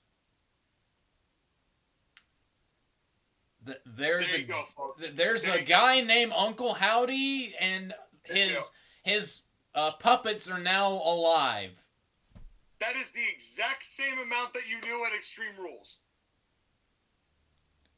Basically, because they showed the 3 puppets and then Bray Wyatt wearing the Uncle Howdy mask. Well, we didn't know that Uncle Howdy was a different person. Yeah, which was also fun because he wore the Uncle Howdy mask and then took it off when he showed up, and then he wasn't him after that. This whole goddamn thing makes no sense. I would rather watch Barry Windham in a hospital bed watching Friends than anything that that this fucking idiot has to contribute to any wrestling promotion at all. I 110% agree. Bray Wyatt, I'm done with you. Wyndham Rotunda, I would go rather away. IRS actually file taxes than you do anything. I would literally rather watch every women's Royal Rumble back to back to back at half speed than watch anything Bray Wyatt related ever again. Just disinfect my goddamn eyes already. Well, no, we can't, JoshAgeddon, because now it's time for female version. Fuck! But before we get to that, I want to say, God bless LA Knight, because the fans are cheering him in spite of all of this. Because this guy knows what he's doing. Yeah. And this is why I like this guy so much. Mm-hmm. And put him in better shit, WWE. Yeah, give him some real feuds. Give him somebody to fight, like Shorty G. Anyway, so the matchup next is, you know what, Skyler? Why don't you introduce this match, seeing how it's got your fan club target in it? Right, it's the Raw Women's Championship match. Bianca Belair defending against Alexa Bliss. And dear God, Alexa Bliss is a smoke show. Like, goddamn. Yeah, you needed about 5 minutes out there, Sky. I noticed you only took 90 seconds, though. But it's but then you came right back. I mean, at the end of the day, like 5 minutes, 90 seconds, it's all good, man. The job was done regardless. Yeah. Why are we worried about time here? Wow. But like, all right. But like, holy shit. Can I have Alexa Bliss come home and peg me? This is where JoshAgeddon would say what JR said at Backlash 09. I'm a married man! Meanwhile, me and Sean have our own like thirsty adventures that we want to go on. Yeah, Sean wants Rhea Ripley to choke him, and Skyler wants Alexa Bliss to sit on his face. I mean, 5 feet of fury, man. God damn it. Okay. Well, allow me to get serious for a second, okay? Please do. All right, Lance Storm. The mat is sacred. This match tried its best to make the mat sacred after that dog shit. But how in the fuck were they supposed to do... Again, I feel bad for Alexa Bliss and Bianca because, one, me too. Alexa Bliss is still tainted by the Uncle Howdy bullshit. If this was just a regular feud where it was mean schoolgirl Alexa Bliss versus Bianca Belair, then it would be perfect. But we have to get this bullshit with Uncle Howdy again, ruining not just Bray Wyatt, but also Alexa Bliss's career when she finally starts looking like a normal human being. Yeah, And this match had nothing to it. This match was dead. Again, Bray Wyatt killed the crowd for basically this match, the entirety of the Women's Rumble, and most of the Kevin Owens and Roman Reigns match. This is why Bray Wyatt versus LA Knight is winning Match of the Year worst category, and why Bray Wyatt's going to win worst Wrestler of the Year, unless Chris Jericho does something stupid. Can we bring back best and worst gimmick just to give Bray Wyatt another worst award, please? Right now, when it comes to Bray Wyatt and Chris Jericho, it's neck and neck. Well, I don't hate Chris Jericho as much because Chris Jericho's not on a show that I watch. Can Bray Wyatt go to AEW, also known as the show I don't watch? However, having said that, Bianca and Alexa Bliss did not help themselves with the match that they wrestled. It just was never going to get the fans interested. They wrestled almost a safe match. They don't have chemistry. Bianca Belair and Alexa just do not have chemistry. I don't know what happened with this match. I think what happened in the match before, and knowing that they had to do this fucking hokey, stupid shit, at least the stupid angle with Howdy happened after the match was over. Yeah. At least. Could you imagine if the bell sounded and then they did a hocus pocus bullshit and Alexa was just acting weird the whole match? Oh, God. But this also begs the question, why would you have both of these matches on the same night? Right beside each other. A little redundant? Isn't that just a wee bit redundant to have all of this Bray Wyatt happy horse shit in 2 consecutive matches? Oh, Sean. That it's coming up in the next match? Sean, I forgot to mention something. Let's rewind a second. That LA Knight and Bray Wyatt did with the stairs? No. What did they do when LA Knight was coming out to the ring? Just to make it even more of a shit sandwich. LA Knight was coming out to the ring, and then they played the rivalry video package, and then Bray Wyatt came out. Oh, and they did the same thing in this match. They had Alexa Bliss come out, then they played the rivalry package. Hashtag bad formatting. Why? Because they still needed time to clean up after all the bullshit that Bray Wyatt shit on. Are we sure Vince McMahon is not like the puppeteer and Triple H is like, I got no strings to hold me down? Maybe that's why Triple H's nose is so big, because he's basically Pinocchio. He lies all the time. I truly believe this is Triple H's booking. All night, because I was sniffing around, seeing how much is Vince McMahon in this, and I think what the surprise in the Women's Rumble was definitely his doing, but I truly think that for the most part, this is all Triple H because, as I said before, Triple H, they don't want to change the format. They're just giving you Triple H's version of the format that they've been doing for forever. He's basically Vince Jr. That was kind of the point. That's why he was put in charge for the brief period that he was put in charge. Yeah, yeah. Before he gets ripped away from it. You can definitely say for sure that is going to be like, whether or not this is going to get better or worse, it really is like, this is Triple H's WWE. Is it going to be more like NXT's Triple H, or is it going to be main roster? Because if it's going to be main roster, then it is what it is. I think we've pretty much got a glimpse into the format that we're going to be seeing going forward. It's not going to get better or worse. It's just going to be more of the same.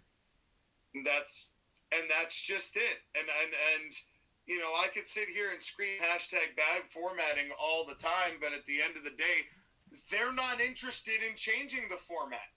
Maybe if it's sold, maybe, but really that's not what they're after. They've got the formula, and they don't want to stray from the formula.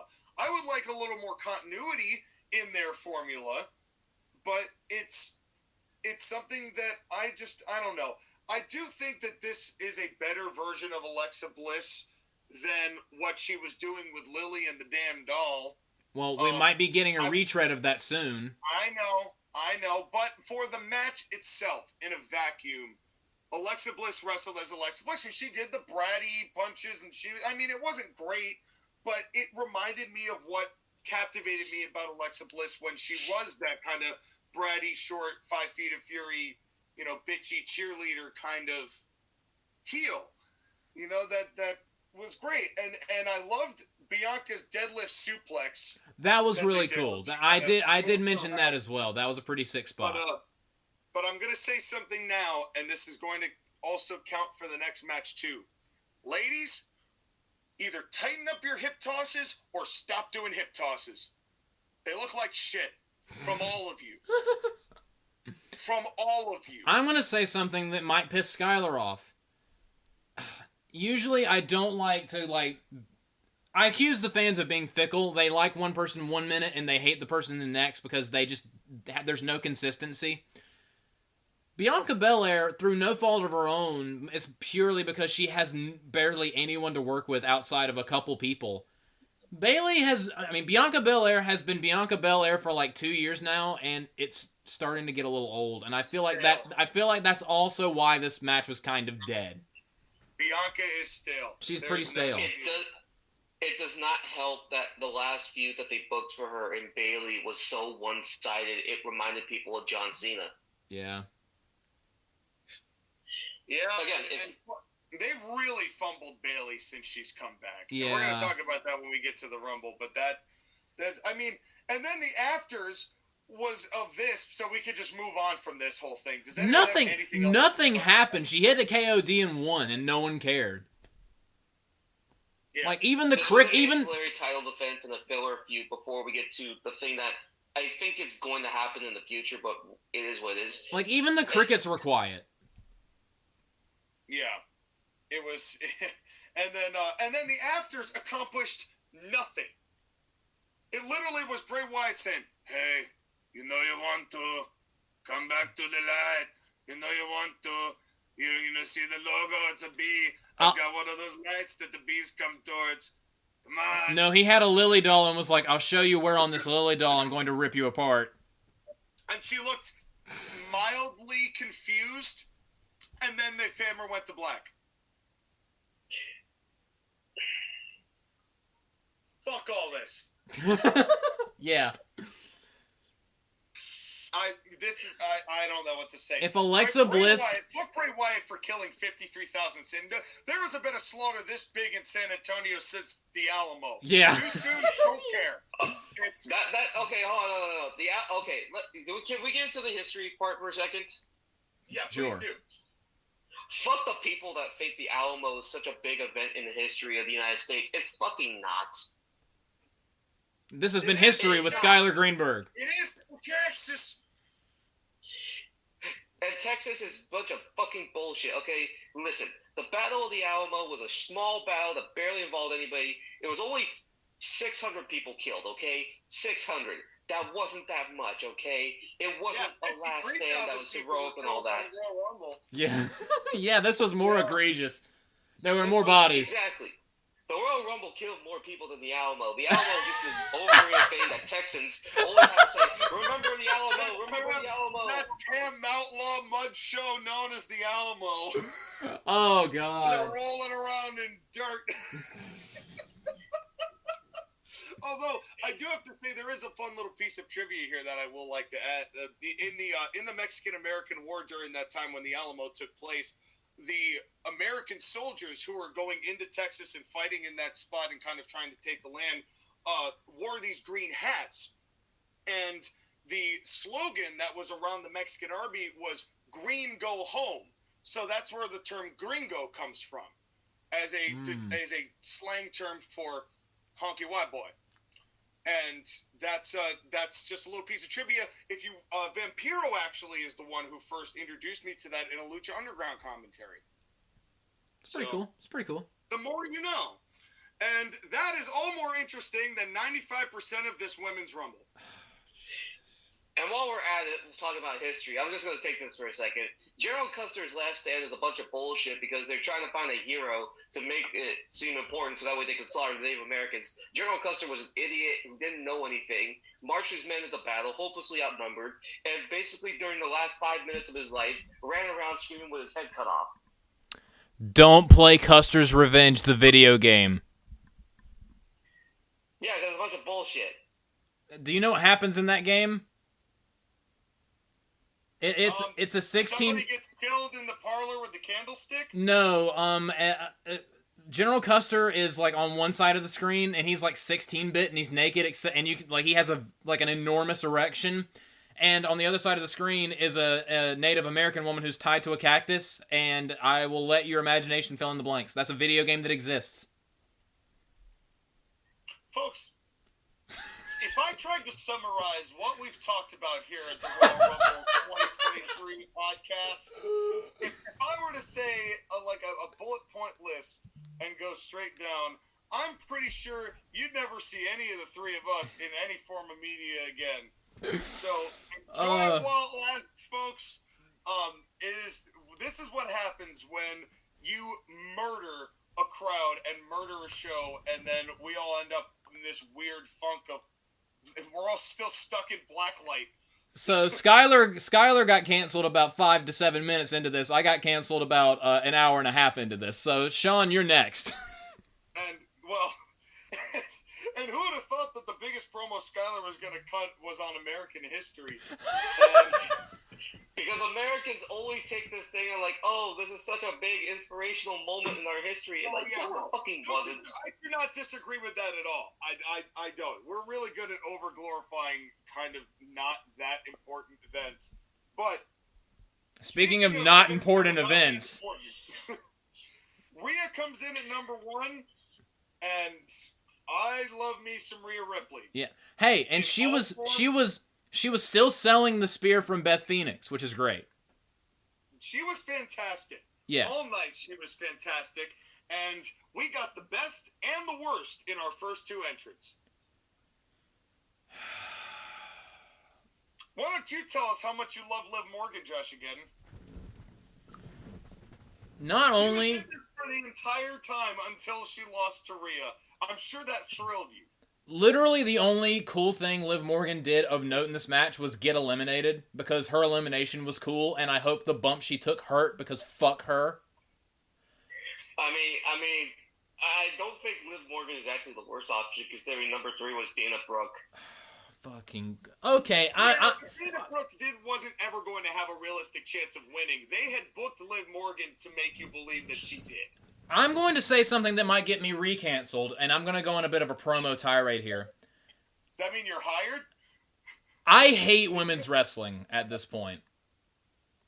Like, and this wasn't even the worst women's Royal Rumble. That was last year's women's Royal Rumble. Last year's was really bad. This was boring and blasé most of the way through, and like a couple of good things happened here and there, but I'm so over this kind of match. We do not need a women's Royal Rumble. We do not need a women's Money in the Bank. We do not need a women's War Games. We do not need a women's Elimination Chamber. I'm over it. It is tired. It is not the only this is affirmative action, the match. This has not been earned, because half the people in this match, it would be insulting to call them jobbers, because they fucking suck at wrestling, and I wish that they would fucking go away. I mean, look at the people in this match. Liv Morgan sucks. Dana Brooke sucks. Tamina sucks. Lacey Evans sucks. Xia Li sucks. Nikki Cross sucks. Fucking Nia Jax sucks. Every single one of these motherfuckers suck, and I hate all of them. Women's wrestling is never going to get better because they keep having people like these involved, and it just sucks the enjoyment out of the room. Dare I say, I'm going to say something controversial. The Divas era was better than this current women's wrestling era. It was not. Yes, it was, because let me tell you why. It was shit, but there was less of it. This is the exact same shit, except with more exposure. I would rather watch a throwaway, heatless, go to the bathroom and you miss it Divas match than an hour of just this. Than an hour of just this pointless crap. I would rather the women be seen as a joke than be made out to be a joke through the booking. Because their mentality towards women's wrestling has not changed. Because Triple H, Vince McMahon, Tony Khan, they cannot book women. They just cannot. And I'm over it. I'm sick of watching this shit. And for real quick, Triple H, fuck you for bringing back Nia Jax. Fuck you for that. And I'm honest. That honestly was me throwing in the towel as far as Triple H being in charge of creative, because there was a lot of things he did on the show that I was a huge fan of, but that right there pissed me right the fuck off. Who the fuck was asking and demanding we bring Nia Jax back? Absolutely no one. Literally the entire wrestling community, wrestlers involved, cheered when she was fired. The Vince McMahon era, the last couple years of Vince McMahon, was better than the current crop of the women's era, because at least when Vince was randomly firing people, there was a good chance that people that sucked would get fired. Now we're bringing people that sucked back. Why? Someone explain to me why Nia Jax is back. Even in kayfabe, all she did was talk a bunch of shit, and then every human being alive jumped on top of her and tossed her fat ass out of the ring. Even in kayfabe, everyone hates her. What is the point? And but all of that said, from now on, like next year, Royal Rumble 2024, I'm skipping the Women's Rumble. I've had it. I'm tired of it. The only reason why this match exists is for PC brownie points, and it is not interesting. They do not have enough talented women on the roster in order to support this kind of match. I'm skipping women's Money in the Bank. I'm skipping women's War Games. I'm skipping women's Elimination Chamber matches. I'm done. I'm tired of it. And I said in the chat, like during this match, they should take a lot of the NXT women's roster and a lot of the main women's roster and just switch them, and the show would immediately be better. Just, I fucking hate. Well, This wasn't the worst women's Rumble of all time. This was not as bad as last year's. But every problem that I've had with this fucking garbage has been there since the beginning, and I'm tired of it. Well, I would like to begin after that wonderful promo cut on women's wrestling by saying that I believe, I'm just checking my notes here, that nobody, in fact, is meaner than Tamina. That's She number one. sucks too. You mentioned her. I just wanted to make sure that we made that distinguishment. You know, that it was in my notes. I had to make sure that got out. That there is in fact no one. Literally, all these matches do is prove misogynists right.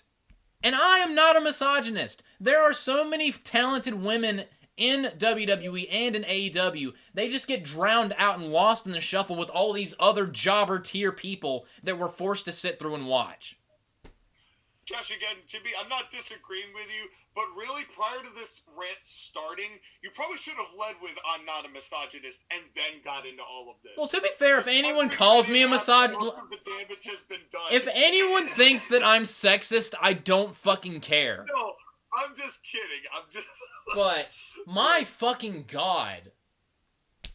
I don't necessarily disagree.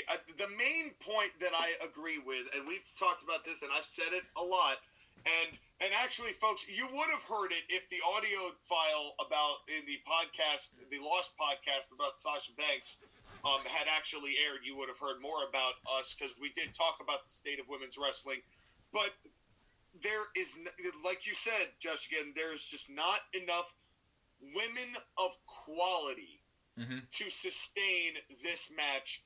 And I was floored, and I was mistaken. I thought they had only done 4 of these. They have done 6 of these women's Royal Rumbles.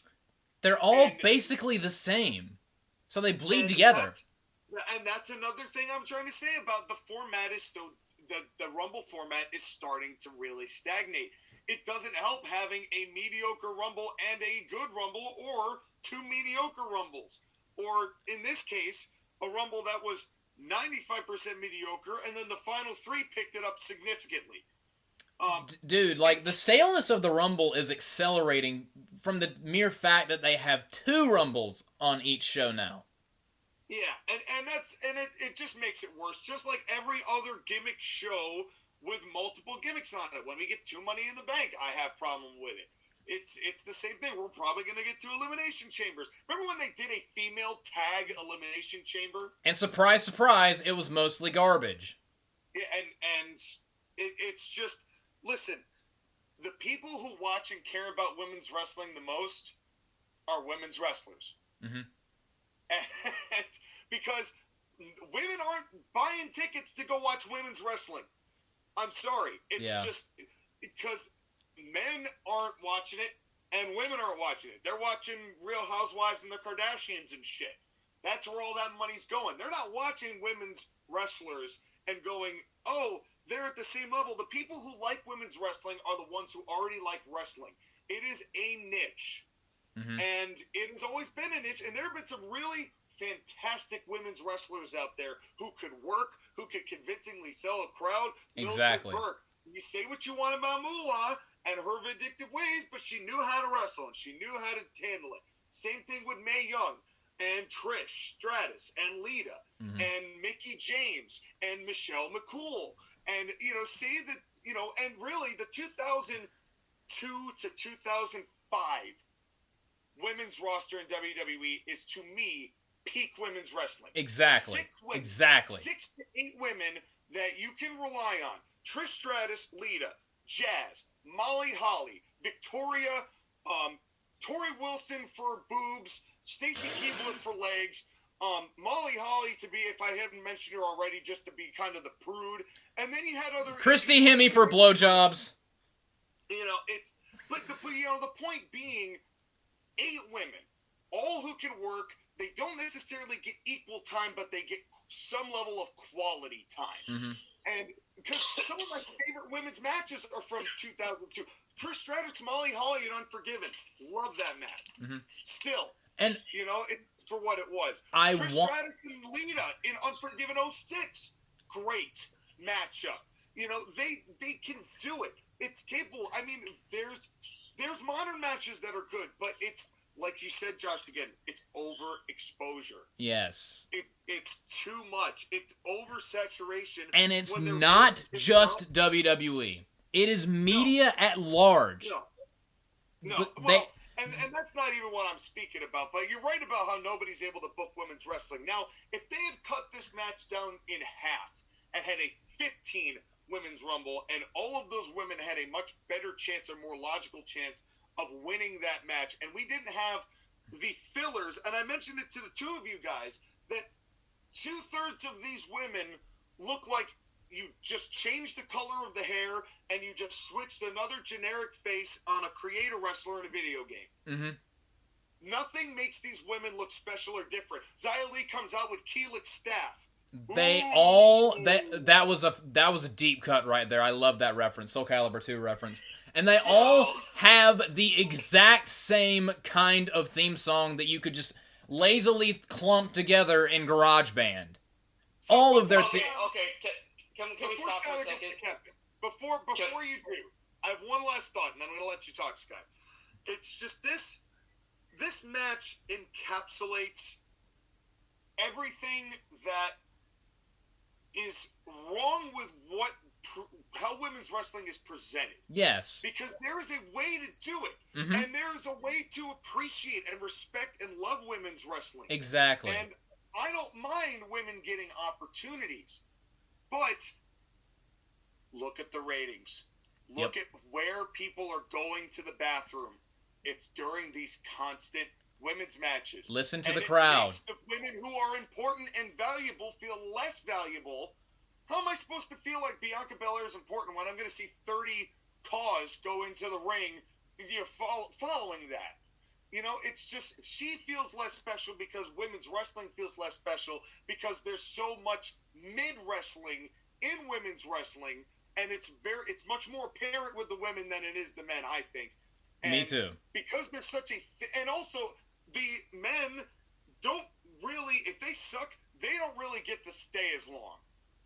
They're held to a different standard. They need women's wrestlers to fill out and meet those equal times. So a lot more women's sloppy habits slide because of that. And it's part of it is WWE's formula. You got to give it, because WWE is teaching everybody to be a carbon copy creator wrestler. That's partially their fault. I'm not knocking any particular woman, and I'm not saying that any one over the other can work over the other, although there are very clear disparities and drop-offs between levels between one and the other. But what do you do at this point? Can you even backtrack and reel it back with women? Are you too far gone with it now that you feel obligated to make it that level of playing field regardless? Because if they backtrack, everyone on Twitter is going to call them sexist, and They're then... going to jump right on them. Yep. You know, so what can you do? Go ahead, Sky. Are both of you done? Yes. For now. No, I don't know. I feel like you're going to interrupt me and, like, make another point in the middle of my attempt to try and rebuttal all this. Well, real quick, let me just say one thing. I don't want the misogynist... I don't want the misogynists to be proven right. I want them to be proven wrong. My problem is I want to enjoy what I'm watching. That's all I want. Sky, you sounded like Eric Bischoff during the him and Vince Russo merger in WCW, where you're like, "Are you done yet?" That's basically what I am at this point, because I'm waiting for like Joshua to finish, so that way I know he's not going to interrupt me in the middle of me talking about trying to defend the women. And again, okay, listen. Everything you guys just said is correct, okay? I'm not even going to try and fight it. Like, I know that women's wrestling is a cause of a lot of the problems in wrestling today. And to be clear, there's a lot of arguments that you brought about why women's wrestling is bad. A lot of different factors. The fact that there isn't the large talent pool for women's wrestlers that there is for men's wrestlers. The fact that the women don't get proper time to be able to develop their skills, and they're expected to learn everything they need to know, and they don't improve, and because of that, they aren't held to that standard. You're right, Sean. If a man's wrestler sucks, he gets fired pretty easily. But they have to keep the women around because the women don't have that many people to draw from. The issue with women's talent just not being as good as the men. Here's the thing that we have to remember in all of this. It's a work in progress. It's just a work in progress. Now, Sean, Joshua, when was the first Women's Royal Rumble match? 2018. 2018. They haven't been doing it this long. Okay, be honest with me. Have you watched the first 5 or 6 Men's Royal Rumbles in the 80s? 92 was really the first Rumble that was worth anything. Yeah. Hogan won one as the world's champion. What? Because if you go back and watch the early men's rumbles, a lot of them were dog shit. Yeah, they're pretty shit. I'm not gonna refute that at all. So don't come and say, "Oh, the women have such terrible rumbles." The men have terrible rumbles too. I mean, last year's men's rumble was shit too. That is true. That is true. It's not exclusive to women. I'll definitely give you that. Yeah, that is true. I will have to say though, it's a little different because the concept really hadn't been invented in the first 6 years of the men doing it, where it had been around for almost 30 years by the time the women finally got one of their own. But the thing about it is that the women didn't have the opportunity to do it, so a lot of them didn't know how to do the match. Granted, now it's gotten a little bit more better because some of the women have been in the Royal Rumble. They know how to work that match. Because if you watch the first Women's Royal Rumble, a lot of them really don't know what the fuck they're doing when it comes to, like, stalling, waiting in the corner, doing the 1-2 punches, and all that other stuff. The can kicks from Sasha Banks that landed on no one. And Lita almost murdering somebody. Yeah. Okay. Lost in the Sasha Banks episode that we recorded that just didn't come through, I have made the point that the best era of women's wrestling was NXT, when there was a small group of women that Triple H focused on, and Triple H worked with, and Triple H matured into being the talents that they are, which includes the 4 horsewomen, obviously, Charlotte, Bayley, Becky, Sasha, but there was also Alexa Bliss too. And then later on with Bianca Belair and Rhea Ripley, and then Toni Storm and Raquel Rodriguez, so on and so forth.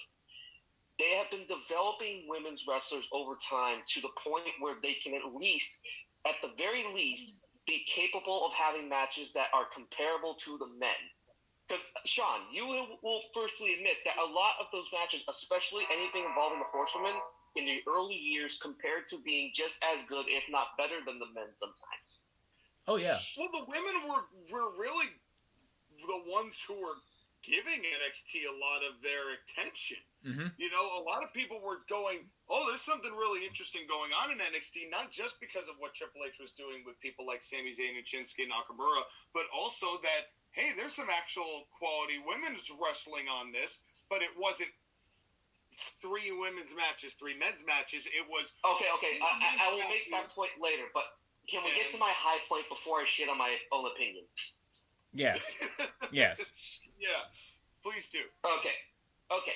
And besides, you guys have talked for like 20 minutes. Look, give me my time now. This is my time. Which is also a song that you can find in Spotify. White Nuts and a Bizzle. Just saying. Jesus. But again, there were really quality, good women's wrestlers to the point where Sasha Banks and Bayley had a better match than fucking Kevin Owens and Finn Balor. Oh, Finn Balor involved in a meaningless main event that doesn't mean anything. I loved that match, and I enjoyed it more than the match before, but I will admit that I'm the odd person out on that. Yeah, because you'll enjoy Finn Balor, and Finn Balor's a piece of shit. Anyways. No, he's not. You know what? Everybody's got their one-armed man. Mine's Jeff Jarrett. His is Finn Balor. You know. And I guess mine's Bianca Belair, so whatever. No, we like her. It's just we want her to do something different than what she's doing now. But she kind of has to have people to work with in order to do that. Which brings up the major point about why WWE has had issues.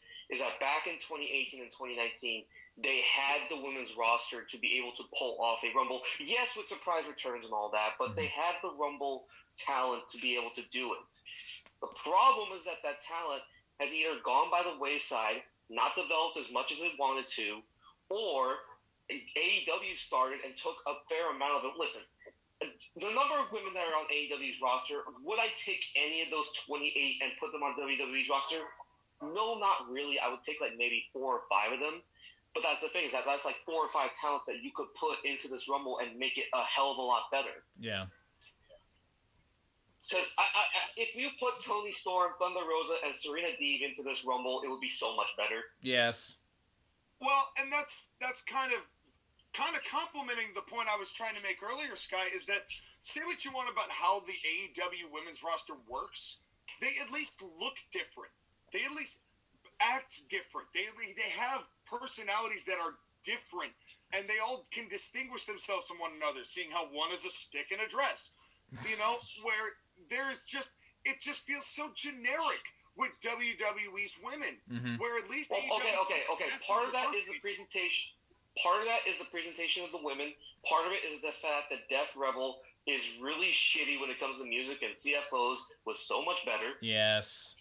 Yeah. But the hardest part when you look at the women's roster is that it is still women's wrestling really being relevant and being at the level of the men is still in its infancy. Let's remember, 2006 was not that far away when Trish Stratus and Lita were main eventing Monday Night Raw. It's only been about, maybe 17 years? They still need to develop more women's wrestlers so that way the division can be able to do these matches. WWE just kind of got stuck in that they had to do the Rumble because they had to give the women an opportunity, because you might as well strike while the iron is hot, and they were getting bashed over the head for how come the women don't get the opportunity. Now, Joshua, before you say anything, let me finish, okay? Okay. The fact is that WWE probably did the Rumble a few years earlier than it should have because it didn't have the roster for it. Mm-hmm. And ideally, they should have done it maybe in 2020, 2021, when it had an opportunity with the women before AEW was started to really, cement itself as the premier top women's division. And here's the thing. They are still developing wrestlers. There are wrestlers like Zoe Stark and Roxanne Perez who are both in this match in NXT, and there's a couple of others. And they both look great. They'll probably eventually get called up, and they'll help make this division better. I'm not asking for you guys to say, "Oh, give up on women's wrestling." I don't think you guys will. I don't want to. I do ask for more patience, because we have to wait until the next crop of division advances to the point where they can get better. Now, here's the thing. I do share one concern with Joshua that he pointed out immediately, which I totally agree. I'm concerned about Triple H booking the women. I had confidence back in NXT because those women's wrestlers had distinct personalities, distinct differences, and distinct things that made them their own unique person. Outside of Becky Lynch, Bayley, Rhea Ripley, Alexa Bliss, and Bianca Belair, all the women are generic as fuck, as you were saying, guys. Yeah, and it's part of it is Triple H's booking, but also part of it is just the way that they've told these women to present. I mean, I feel like Sasha Banks kind of started a bad trend of hair equals gimmick. Yeah. And has made that kind of a little bit more rampant than it should have been. And now that we have talked for at least 25, 26 minutes about all of the problems with women's wrestling, let's break this match down a little bit. Yeah, let's finally get into this. No, Sean, Joshua, can we actually not? Well, because here's the thing. Here's the thing about the Women's Rumble. A lot of the Women's Rumble stuff is the same stuff that happened in the Men's Rumble, just without as much talent, heat, or, like... Do we need to go play-by-play with it as much as the Men's Rumble? No, we're not going to spend another hour talking about it, but I have jokes. I wrote down notes. Right here they go. No. Dana Brooke runs like she's trying to avoid quicksand at the end of a bed of hot coals. I hope she gets caught in sync. Weird, like, prance giddy step and then, like, hesitates before she does any move into the corner. So, it's Emma, more like Emma. It's another one. There's one point. You want to talk about ranting. Corey Graves. My hat is off to you, sir. Yes. He got mad. For real. This was a shoot. There was no way that this was just he was doing this to be healed. This was a shoot grievance. He aired out. He's like, okay, listen. If this is, I got to rant here for a second. Why would you stop an elimination? If you see someone trying to eliminate, why the hell would you stop them? You dumb idiots. Like, and Pat and Cole. And the best part is that that's a rant that you or me would have. Yeah. That was like, man, that was like straight out of the podcast. I'm like, man, Corey got real with that real quick. Yes, and I loved it. Because he was right. Me too. He's so right. And then later on in the match, like, Bayley and the rest of Damage Control did exactly what he said. And it was like, finally, someone's listening to me. Good job, Damage Control. And that's not exclusive to the women. The men do that all the time. That is true. That is true. Crazy. No, but it was just kind of, like, funny that Corey Graves, the former wrestler who's never been in a Royal Rumble, is like... Why are you the logical person, Corey? Yeah, the fact that he had the balls to be like, all right, time to air this out. And literally, he went on this rant, and I'm sure Hunter's in the back like, Corey, what the fuck, bro? Corey, calm down. Like, Corey. What's that? Roxanne, You good, bro? I will have to say, as much as this crowd was dead, Roxanne woke him up. Yes. In the flashes that she was around, they reacted to Roxanne Perez. All of the NXT call-ups they looked really good in this match. Yeah. And here's my question, Sean. This is your first time seeing Roxanne Perez, and I've been touting her so highly. I know this is the Royal Rumble, so it's not going to get, like, as good as, like, a one-on-one match, but what do you think of her? The Royal Rumble's fascinating because it is partially a match of first impressions for a lot of people, for either somebody who's coming up, or how is this guy going to look after we haven't seen them for a while. So you get kind of the impression that you want out of that. I think there is something to Roxanne Perez. I'm interested to see what you've got her for. I want to see a singles match, though. Yeah. I want to see a singles match and see what she's capable of, but she intrigued me enough to want to see one.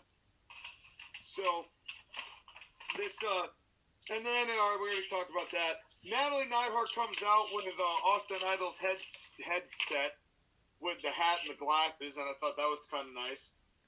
And Joshua having no idea who Austin Idol was. And then Pat McAfee, you could tell that this was wearing on Pat in the least enthused tone he had all night. Went, glad to see Natalia back.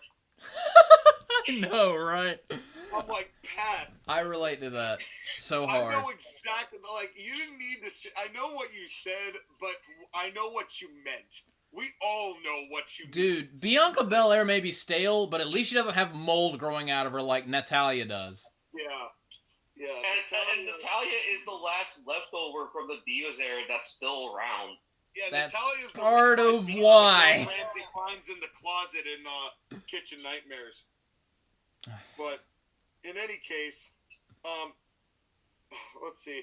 Then we get Xia Li looks like she took Keelik's staff and looks like Shanghua and Layla Hirsch Dragon Ball fuse. And then Becky injected some life in, but blah.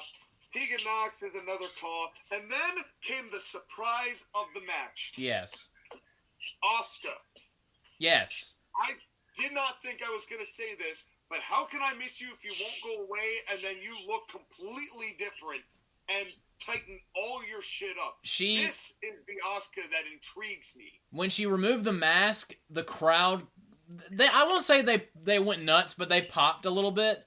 This is her... She got the most reaction of anyone in this match. Yes, this was her murder, I think it was murder clown gimmick. The murder clown gimmick. Murder clown. Kana. And her shit looked good. Yeah. It was tight. I love the black tights. You know, it was grittier. She wasn't loud, screaming Japanese woman number 47. This was Kana. Yeah, this was different, and I was actually really happy she made the final three on that basis, because she was, all of her stuff looked tight, and it reminded me of what Triple H was able to do with her in that golden era you were talking about, Sky, in NXT. How great Asuka was, and Shayna Baszler as well, that Triple H was able to cultivate when he gave them time.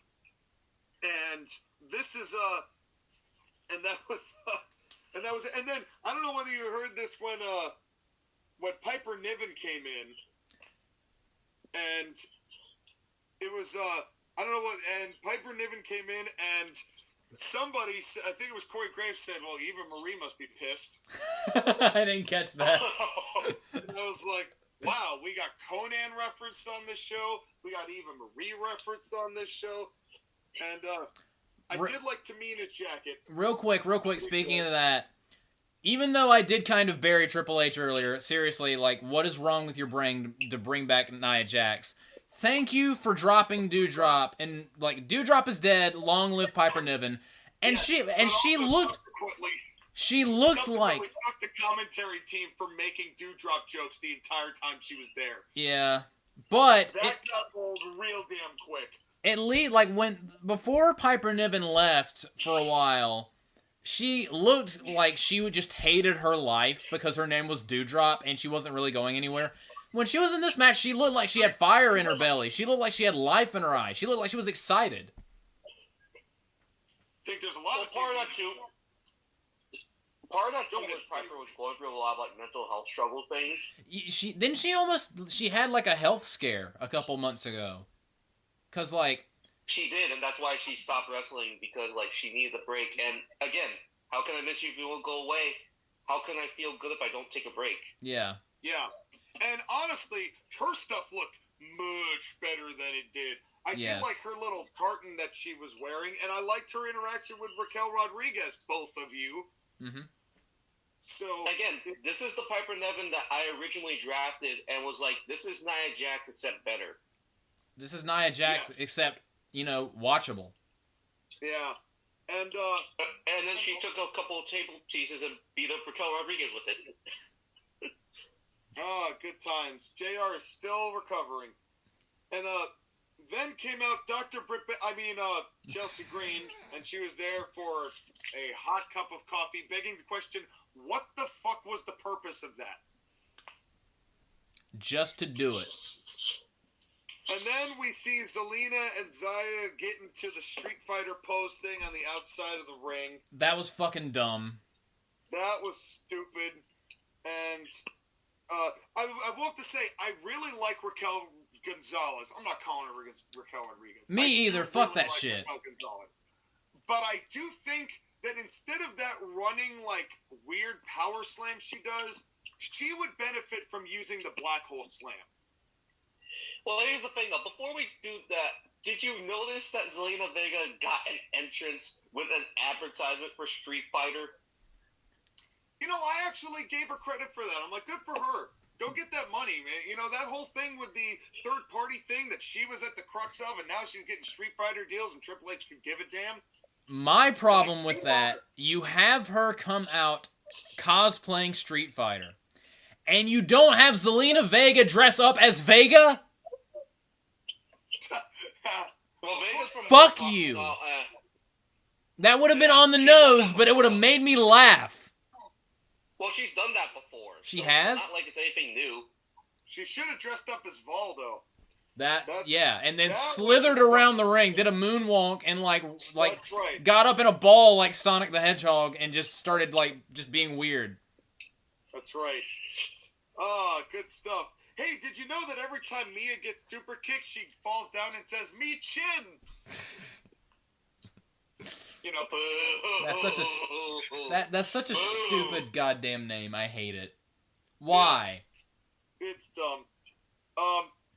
At least Lacey Evans is a heel that you can actually like hate. Yeah, she almost murdered Zelina Vega because she was like hanging her with the Cobra Clutch and just dropped her off the top rope, and Zelina just splat onto the ground. Yeah. And I was like, yeah, that was a nasty bump. And then I don't remember who did it to Liv Morgan, but somebody like did the move where they take her by the hair and then toss her around the side of the ring, and Liv didn't even know how to take the bump. Because Liv Morgan is Liv Morgan. Yep. Ever since I was a little. Yeah. Well, I also said this too. If Michelle McCool had stayed in the 2010s, she would have been the biggest women's wrestler of this era. There would be no major horseman revolution than Stephanie McMahon inventing women's wrestling. She would have been the standard. Yeah, basically. I wish Sonya Deville was better at wrestling, but I do like her as a heel. That nose. That Skyler. We both said the same thing. She does. I mean, it almost works for her whole like Cruella DeVille deal that she's got. Yeah. Going on. Like she's got a look. Like in all fairness to her, she's got a look. It's certainly better than her quasi MMA gimmick that she had. You know.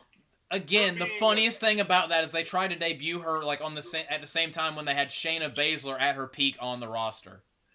Yeah. Comedy. Not a good time.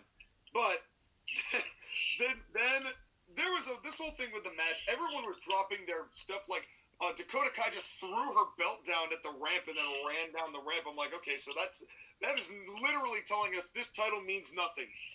Yeah. And Io Sky did the exact same thing on her end. Yeah, why would you not just bring it to the ring and put it there? You know, walk down, have some pride. Or like it's a no DQ match, run into the ring and hit someone with the belt.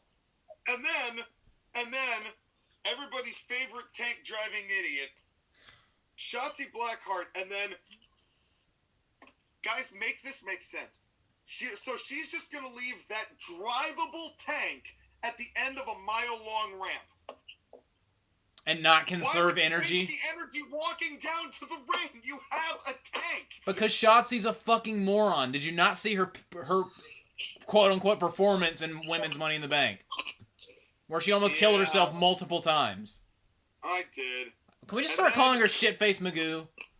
But you know what? You know what the ultimate fuck you to win this match really was? It wasn't the fact that Nia Jax came back. It wasn't the fact that she was number 30. It was the fact that Kevin Dunn fucked up the order of operations, played the music, and then forgot the countdown, and then was like, and there's, it's a Royal Rumble, Kevin Dunn, you've done 30 of them. You have one job. Get the countdown right, then do the entrance. It was poetic, though. Remember, they've been doing the women since 2018 and the Greatest Royal Rumble, so it's actually 40. Dude. Yeah. It was poetic, though. Of course, Nia Jax's return was a botch at the outset. So it was perfect in a way. Yeah, that was the ultimate fuck you. And she looked more immobile. They should call her the immobile object. But than she was once she left. And her just... Here's the thing, Joshua, is that you complain a bitch about Nia Jax, but she didn't even eliminate anybody. She was just there to take a beating. I like to... Let me just say real quick. When you said in the chat when she returned, I'm glad that we did the draft before this because Joshua would have given me Nia Jax to fuck with me. No, I would not. I would not have given her to you because I like to pretend that she doesn't exist. Like, I wouldn't want anyone to book her on any of our fantasy shows. That's how much I hate her. I hate that I have to acknowledge her existence. Because she's like an unlikable human being both inside and outside the ring. There's nothing positive about her.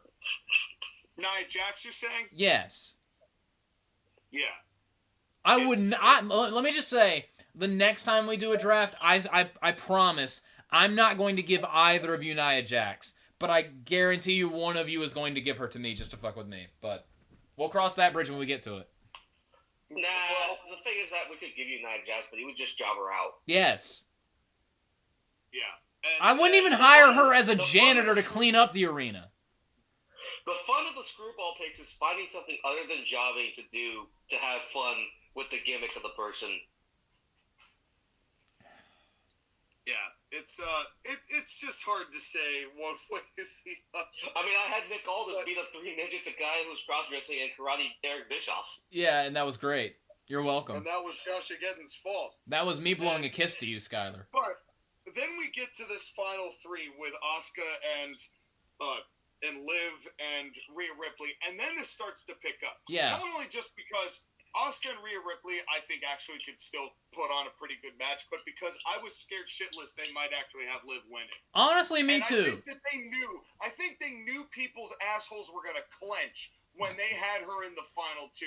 Dude. And I respect the fact that they wanted to scare people with that. Dude, my asshole was clenched so tight I could have made diamonds out of coal because I was terrified that Liv Morgan was going to win the match. And I was like in my... I was in the room next to the TV going, no. Yeah. Yes to both of you. Like that moment where Rhea Ripley is flailing her legs as Liv Morgan was blind as hell, can't find her. I'm just like, you're not going to have Liv Morgan win while she's been blinded, right? That's why I thought that they were going to do it, because what a babyface move and their backwards ass logic. Have Liv Morgan win while being blind. Because that truthfully, it sadly would make sense for the way they booked Liv. Yes. As the winning somehow, even though she outright doesn't deserve to, but I'm somehow still the babyface. That would track, and that's what scared me. The planets were aligning. Yeah. Remember that one battle royal that Darren Young won, when literally everybody else eliminated each other and he was just the last one standing? Yes. No. Yes, I do remember that. That's how he became #1 contender against The Miz for the Intercontinental title at Battleground 2016. Back at... By the way, Bob Backlund... Yeah, I was just about to say. Make Darren Young great again. And now Fred Rosser is now in NWA, and I believe he's working some New Japan, too. So, good for him. But the fact that they have made Darren Young great again before Trump 3 years is like... That's some foresight. That was at the beginning. They were just starting to capitalize on that, getting on that bandwagon. But this finish, with these 3 on the outside, and then the Rhea teetering the legs and the Liv getting up and the Hurricanrana, it was really well done. And it got the crowd back into it briefly. Mm-hmm. But in the last 3 minutes with the last 3 women, that Rumble turned into, okay, now we've got something to watch here. Yes. And that is where I will really give the credit. And Rhea, there's no one more deserving than Rhea to win this Rumble. I'm glad that it's her that's going to go down as the first woman to go wire to wire. Exactly. That made me so happy. And now, though, it presents an interesting question. Which title does Rhea Ripley go after? Bianca Belair. Absolutely. You can make the argument for Charlotte because Charlotte challenged Rhea Ripley and beat her at Mania several years ago. I've seen it. I've seen that match. But Rhea Ripley and Bianca have also wrestled. Like, this is the good alternative. Like, you have multiple options. It just depends on what you feel like. Yeah, a shit option and a good option. Fine. Yeah, I think both of them are good options, truthfully. I mean, Charlotte is what Charlotte is, no matter which face she's got carved into her at this point.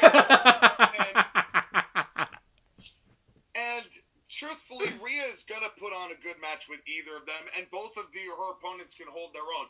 This is a very good situation because at least both champions can be depended on to provide something of quality. Mm-hmm. And that's kind of what we've been talking about, kind of the core to this. Mm-hmm. You picked a woman of quality to win the thing, thank God, so they can wrestle one of the few women of quality who are the champions of it. So it's not all bad. Yes, and Despite my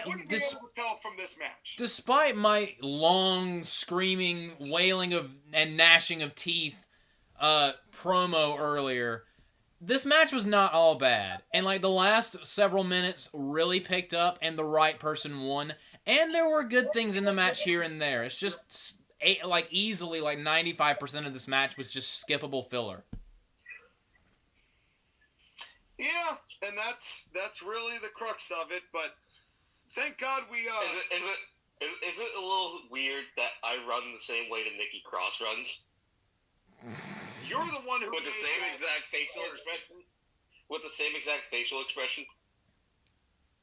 I don't find that odd, Sky. I find that to be very much characteristic of you, the human being. That comparison made me very cross.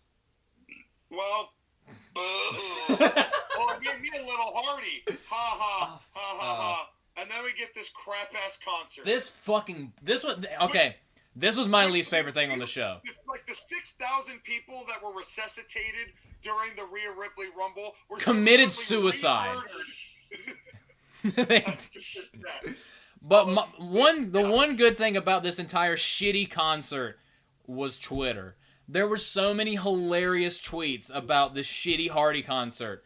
My favorite of all of the tweets was this guy. I can't remember who said it, but man, this is the worst Hardy performance since Victory Road 2011. Yeah, it's a good one. And I laughed for 3 minutes straight. Yeah, well, you're not wrong. This, and here's the thing. It's 11:30. Yeah. At night. On the East Coast by the time we finally get to this goddamn main event. Again, #bad formatting. This show was the longest in Triple H's tenure, and it felt it. Yep. And for only 5 matches... And they decided that they had to have a country music concert in the near end of it. That was not country music. That was Kid Rock from Wish. That was Kid Rock with throat cancer. I think... Doesn't Kid Rock have throat cancer? So Kid Rock. This was Kid Rock. No, he doesn't have throat cancer. He just has Donald Trump dick in his mouth. So yes, he does have throat cancer. Yeah, okay, yeah, so throat cancer. So, anyway, and then we have the fantastic package that they do with it's Roman Reigns and Kevin Owens. But before we do, we have to go back to the past to play these shitty games that suck ass. And I'd rather have a buffalo take a diarrhea dump in his ear. And while the angry video game nerd is suing us, it is our main event. Roman Reigns, Kevin Owens at the Royal Rumble 3. For the undisputed, universal, global elite, balloon, waterfall, omega, supernova world championship. Did I get all that right? And here comes the tribal queef. Okay, so we were watching this match live. That was the sign. We were watching this match live, and I looked away for a split second, and then Sean starts, spamming the chat. Did you see that sign? And me and Skyler were both like, no. And Sean was like, well, you'll find out on the podcast. So I actually rewound it, went back, and then my first message into the chat was, found it! And I died. That was hilarious. Yep. But what I loved about this was that Roman Reigns was, wearing the WWE title, not the Universal title, which makes me think if they are going to split these belts, that they're going to treat the WWE title belt with more reverence. I'm hoping. Hope so. I know that's really, really stretching that was a sign, but I'm holding out hope. What, you don't like the Super Intercontinental title? Yeah, then we get the tribal queef sign, and I fucking died. Well, you've yet to mention the most important part of this match. Are you ready? I got 2 words for you. Oh, well, no, we're not there yet. We're nowhere near there yet. Yeah. Aww. Put it back in your pants. Put the red undies back in your pants, Skyler. Yeah, Roman Reigns just got to the ramp. There's a long way before. Yeah, there's 30 more minutes of him walking and strutting and posing. But I do. This is the biggest Triple H bullshit. Yeah, I mean, and Sammy looking like quasi-concerned. Paul Heyman looking, prime toady, which is the best. But I do have to say this. The only thing worse than Hamwich is female Hamwich. This woman, Samantha Irvin, just shut up. Oh my God. It doesn't quite scream, this is a major fight when she's doing Greg Hamilton's cadence. And what cadence? You can feel her force trying to grow a pair of balls to you said what cadence, and I said the cadence of balls dropping. Yeah. Too much. It was the worst. But I have to give credit to San Antonio, though, because they perked back up, and then they helped the storytelling of this match by chanting Sammy Uso. Mm-hmm. And that worked perfectly, because Kevin Owens was like, oh, look at that. Doesn't look like they're cheering you, does it? Doesn't seem like they give a flying fuck about the tribal chief now, does it? I just, that was great.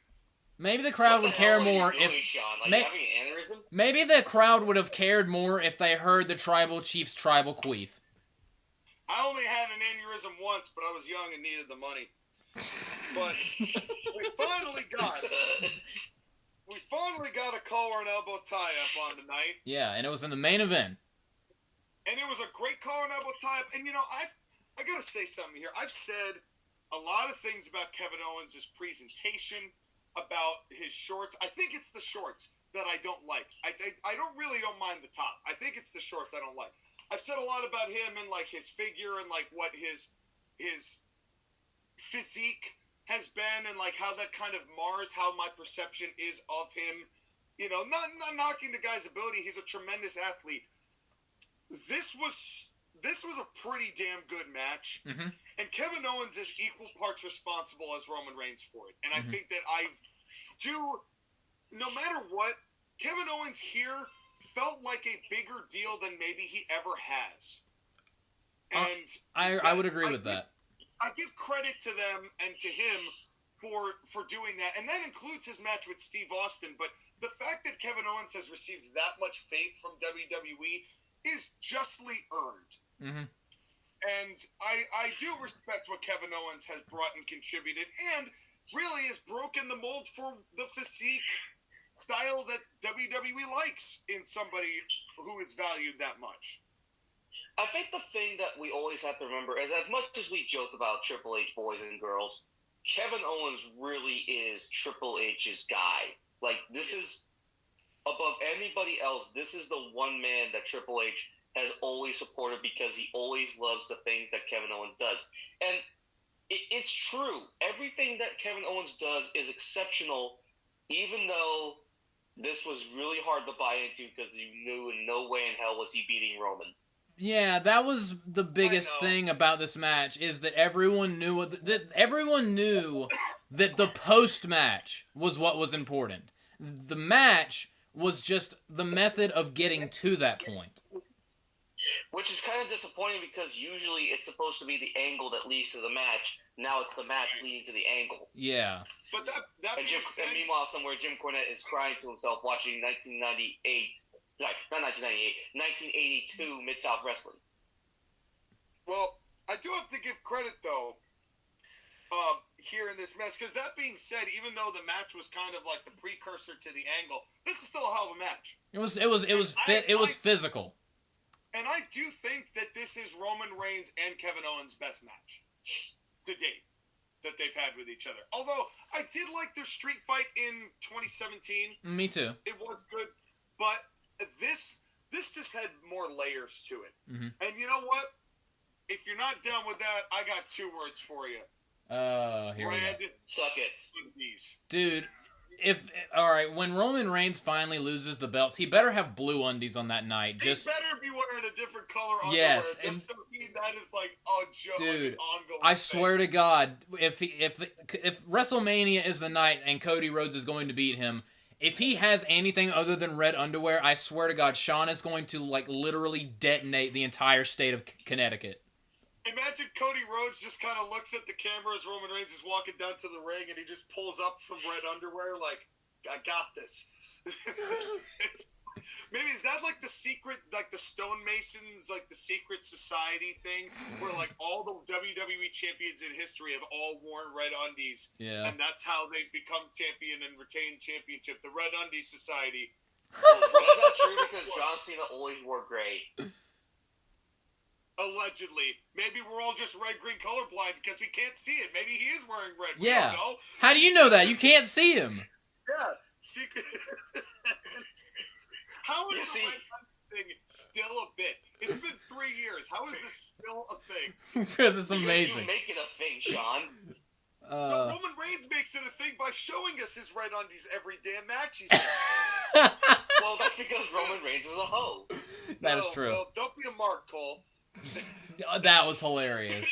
That was another good line. Again, Pat McAfee was the best part of commentary. Yeah. And I have to say, I was like, did Pat McAfee just call out all the writers with that line? But still, not just the writers, but the fans. But I do have to say this: Kevin Owens has the only frog splash I accept. Yeah, they both look gorgeous. Nobody makes it look, and if you watch them, you can tell that Kevin Owens isn't actually laying any of his weight on Roman Reigns on either of them. Mm-hmm. It's so well done. It's so perfectly placed. It looks so good, but it looks so devastating, but it's doing no damage. It's just, that's where I like Kevin Owens just throwing his weight around. Mm-hmm. You know, it's just, that is one of, I've always liked that from Kevin Owens. Way better than I liked it out of Sasha Banks. Well, he's a big old boy. Yes. And then we get Cole's, I've been spending 25 years watching a monitor line, which I think was prompted by, like, how come you're not watching the ring? He's like, I've been talking for 25 years and look at this damn monitor. God, the commentary all night, it's amazing how much a good commentary team can change the feeling of the night when it lines up correctly. Yeah, they didn't sound bored or irritated with each other. They sound like they were having fun, except for when Corey Graves went on a tirade. Yes, well, WrestleMania is canceled, you know. Because yeah. Yeah. And then Kevin Owens has the best big boy senton in wrestling. Yes. And then we get the botch with the table. Yeah. And I was like, oh, they were doing so well. Yeah. But, you know, it was like, you know what, shit happens. They just went back and they just kind of covered up. It scared the shit out of me. He could have gotten so badly hurt, and Roman could have gotten so badly hurt. I yelped when that happened. Not only that, it was one of those moments. Have you ever been watching, like, wrestling or something, and you think in your mind, someone's about to do something, and you think to yourself, please don't fuck it up. And then they immediately fuck it up the next second. When this was happening, so this was my fault. I'm sorry, Kevin Owens. I jinxed you because he was about to do it, and I knew what he was about to do, and I was going to be like, what if he fucks up? And then he slipped, and I was like, oh, that was me. Yeah, it was brutal, but... I'm sorry. But here's the thing, no, you're not. We get the obligatory barricade spot, which completes the checklist. Yeah. But I do have to say the ref bump here. We see the ref bump, and the first thing I wrote was guitar slap nuts. And fuck you. And no, he was not there. Oh come on, he's in AEW. There's no. If Elias was here, maybe. I know, but I don't want to see Elias's nuts. No thanks. They're really hairy. And then the big thing is that Roman Reigns tells Sami Zayn, go get a chair. Well, before we get to that, I love we got to talk about this steel step spot that happens first. Christ. Okay. I respect the fact that they wanted to do this. But do you recognize how small the margin of error was for that? And they did it twice. Those had to be placed perfectly. If Kevin Owens did not want to suffer whiplash and basically have his neck snap in half. Because if you notice where Kevin Owens' head landed, it was right in between, it was in the air between steps.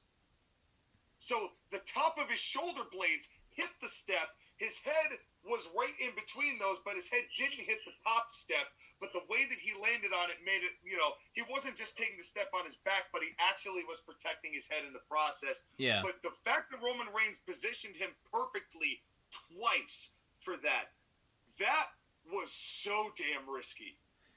Yeah. And I respect the fact that you did that. But for the love of both of you, sincerely, please never do that again. Yeah. That was... I was like, oh, that was another moment on the show where I was like, oh my god, can we not? Like, I get what you're going for, but my god, that could have gone so poorly. Yeah. I mean, I'm glad it didn't. Because it did exactly what it was intended to do. Yeah. Right? That's what they're trying to elicit out of you. Yeah. In that. But it's like, but still, I'm sitting there going, oh man, you guys. And then Paul Heyman, this is why I worship you. Paul Heyman's the greatest. I love Paul Heyman so much. And now, Skyler, we get to the barricade spot. Yes, and then the barricade spot, and then the beginning of the proceedings of the night. Mm-hmm. Well, this is the part of the match / show where it gets really fucking uncomfortable with the steel steps and Kevin Owens' head going into the back of that thing. Mm-hmm. Well, almost going into the back of that thing. It did. No, his head was going into the back of the thing, or if it wasn't, it was a really good sell, but it was so uncomfortable to watch. Again, and Michael Cole is selling this on commentary, like, he can't look at it. Sami Zayn can't really look at it because the whole thing is that Roman Reigns is destroying Kevin Owens, and every second that Sami's watching it, you can see he's thinking in his head, like, please stop. I don't want to do this no more. Yeah, it's getting to be, it's like, this really isn't necessary, Roman. This has never been, there was no need to do this. You're just trying to prove a point to me, it's like, it's... And again, it's the whole thing is that, like, Kevin Owens is too stubborn for his own good. Mm-hmm. He punches Roman Reigns one last time. Roman goes off the rope spear. The match is over, and you're thinking, okay, now everything's going to be fine, right? Wrong. It doesn't. No, it does not, because the Usos and Solo Sikoa all get in the ring, and they all have the lays on, and they're going to put a lay on Sami Zayn, but Roman's like, you know what? Yeah, Sami Zayn was about to get laid. Boo.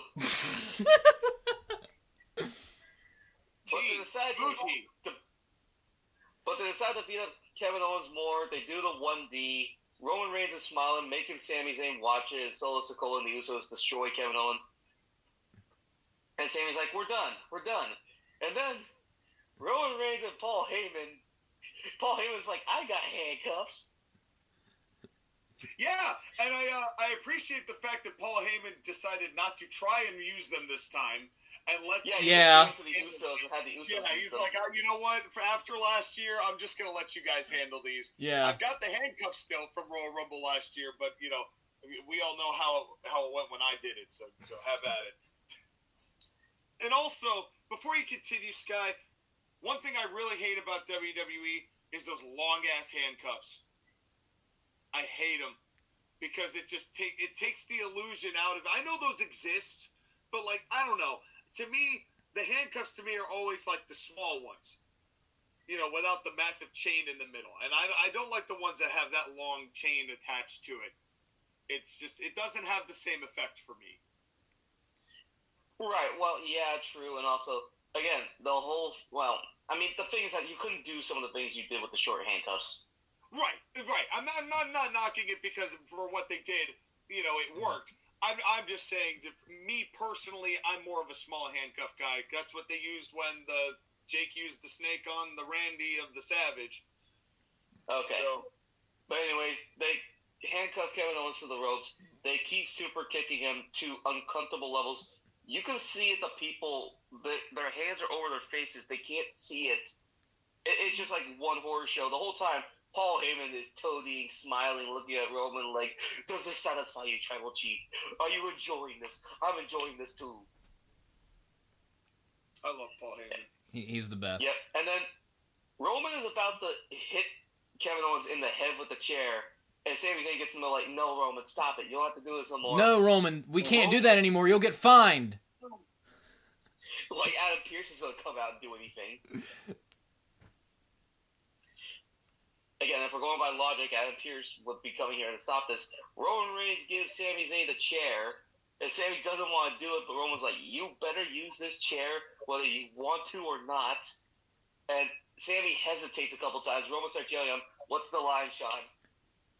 Yeah, it's like, he's like, this is, because the whole thing was set up as like, this is your final test. And now Sami Zayn hitting Kevin Owens is, in fact, the final test. It wasn't the match or anything like that. Like, this is the test. But Roman Reigns is like saying, like, you were nothing without us. Go and do jackass shit. That was such a great line. And it was perfect because I 100% agree with that. I had sworn off Sami Zayn entirely because of that. He was not wrong in saying the things that he said. And then, I've seen that before. Yep. And then Roman Reigns turns his back to Sami Zayn a couple times. He actually shoves, like, Sami in the face, and Sami doesn't enjoy it. He turns his back one too many times, and in tribute to the Shield, Sami Zayn does it. And I've seen that sell before. Oh, yeah. The pop that this got. Oh, my God. It blew out the microphones. Yeah.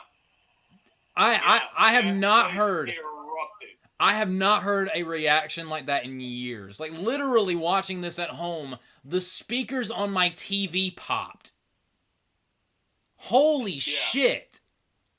It was loud in the Alamo Dome. And the look on Roman's face was so perfect and hilarious. Like, like, you know how you, Sean, you're famous for saying, his eyes were the size of quarters. Dude, his eyes were the size of, like, those $1 coins. Yes, betrayals. The betrayal of Sacagawea in his eyes. But the thing of it is that Sami knows he's a dead man. Mm-hmm. Jey Uso is pissed at him. Jimmy Uso, like, fuck this super kick. And the Bloodline starts beating up Sami. Never Jey, though. Mm-hmm. But yeah, Jey sits in the corner, upset, conflicted, but it's just more of a beatdown. Roman Reigns uses a chair like 20 times on Sami Zayn. Yeah, that first chair shot he gave Sami Zayn, I felt that in my spine. Yeah. Yeah, and it was, and I loved it, but really all of that was good, and the pop was huge, but the best part of this was when they were like, how come you're not fucking them up with us, Jey? And Jey's just like, I'm going to get my leg tied to this cable as I leave, and then I'm going to leave. Because I don't know whether you noticed, but his foot kind of got caught up in the camera cable as he was rolling out of the ring. I didn't notice that. And they had to cut away as he kind of like pulled away from it and then walked out. Yeah, I did notice that. And the crowd reaction to Jey leaving was great too. And I loved, because that's layers. And it's this whole thing that dude, really start bringing this whole thing together. Dude, and Jimmy was all, like, from the beginning was on board with Sami Zayn being part. Who was the first person to attack Sami? It was Jimmy. Who was the last person to want Sami Zayn a part of this group? It was Jey Uso. Who didn't attack Sami Zayn? It was Jey Uso. Plus, you could tell that Jey Uso was having flashbacks to the beginning of the Bloodline when Roman Reigns beat him into submission over that couple of months. Like, all of this was tying together so well. Oh, yeah. That's the thing, is that Jey Uso was seeing himself being attacked, and he realized this is not right. Mm-hmm. And it creates an interesting layer. Everyone knew that Sami Zayn and Roman Reigns were going to start doing this at some point. Mm-hmm. Nobody predicted that Jay was going to feel what he was feeling. Well, and there's another part of this too that I really like in respect to Jey Uso, in not only the fact that he was the one who was really the one to start this whole run of the tribal chief, but the fact that Jey Uso earned, Sami Zayn earned Jey Uso's trust, and he was the one who was so conflicted about this. But it adds now a piece to the puzzle that wasn't necessarily there before, which is why I have more doubt about the fact that Kevin and Sami are taking the belts off the Usos. I don't think that's where they're headed with this. Unless they go with some weird Freebird rule and put Sikoa in for Jimmy and they do some weird thing with that. But I don't see that being the case either. I think that they've now opened up opportunities to go different directions with this that they wouldn't necessarily have. But it really, just like this podcast has, this ending segment, as great as it was, took forever. Yeah.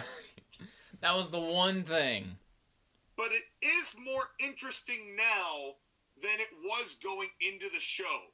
Which is something that they've done incredibly well with the Bloodline specifically. To the point where Roman, again, people were cheering Roman for a while during his reign. He's solidly back into the "fuck you, Roman" thing. The "fuck you, Roman" chants were amazing. Were loud. They were loud. It was great. And this show was bookended with an incredibly hot San Antonio crowd. Mm-hmm. And they perked right back up for this main event for Sami and Roman in the Bloodline because it was so beautifully constructed. That pop when Sami hit Roman, I've replayed that so many times. Genuinely one of the most insane reactions I've ever heard. Oh, and it's wild because everyone bitching about predictability. Everybody saw that coming, and it did not matter. Predictability is not by itself. Predictability is not a bad thing. What matters is the substance of what's going on. If it's predictable, it can still be good, and sometimes it's predictable because that's the way you should go. Right. Yeah, I've seen a lot of people just in the past 24 hours bitch, moaning, complaining about Cody winning the Rumble. It's like, bitch, if they had swerved and somebody else won the Rumble, you'd all be here bitching that Cody didn't win the Rumble. Exactly. It's like, but this was really good acting at the end of a wrestling show. And I do feel like the saddest part about it is that Kevin Owens and Roman Reigns had a really quality wrestling match prior to this.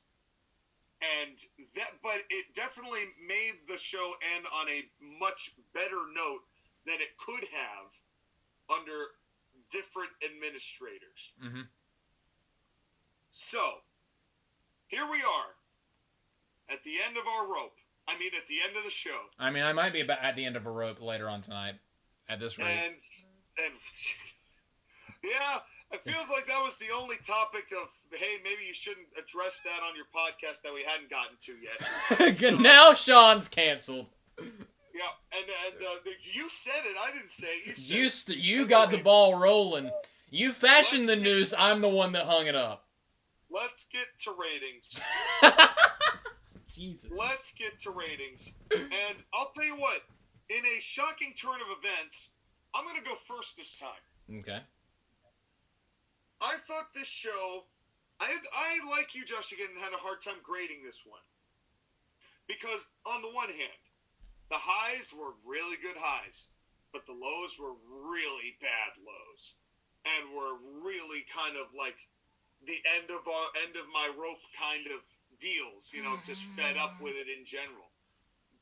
And as a result, I wanted to grade this higher than I did, but I can't given just how much of it was good, how much of it was crap, how much of it was tolerable.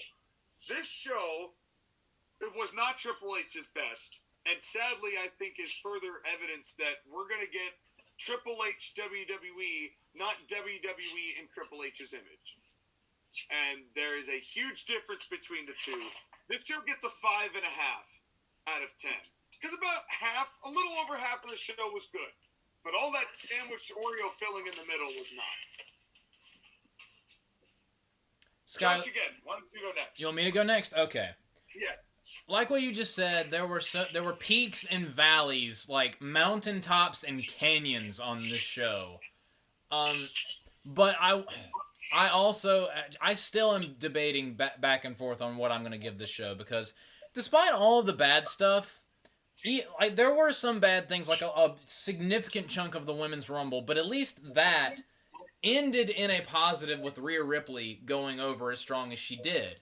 The only straight-up end-to-end bad things on the show were Bray Wyatt and Hardy.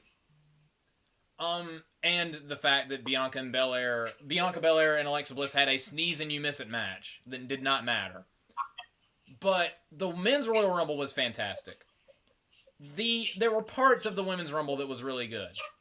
And the whole end of the show was fantastic. So, again, I go back and forth. I'm going to go a little bit higher than you did, Sean. I'm going to give this show a 6 out of 10. Because not only, again, there were some low points, but what made the high points so high is partially that they are leading in multiple different directions they could go, and a lot of those directions are positive. So it makes me excited to see what happens next. All right. Skyler? The point of the Royal Rumble, as much as it's an exciting match concept, is to get us excited for the main event, as well as several other matches that are going to happen at WrestleMania.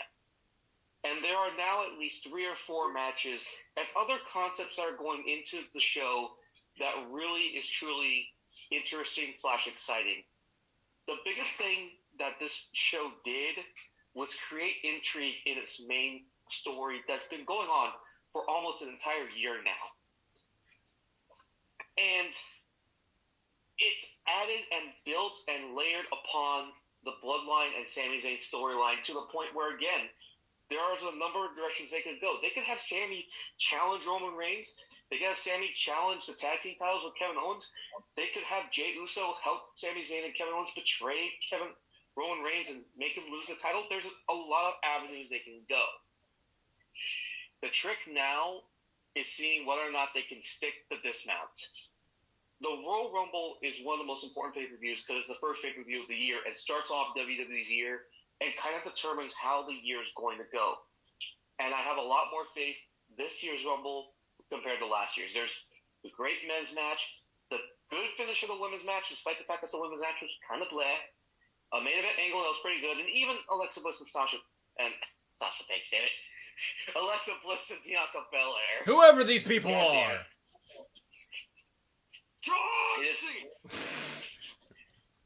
But again, this is a hard show to grade because there was also the absolute stinker that was Bray Wyatt and a concert we didn't need.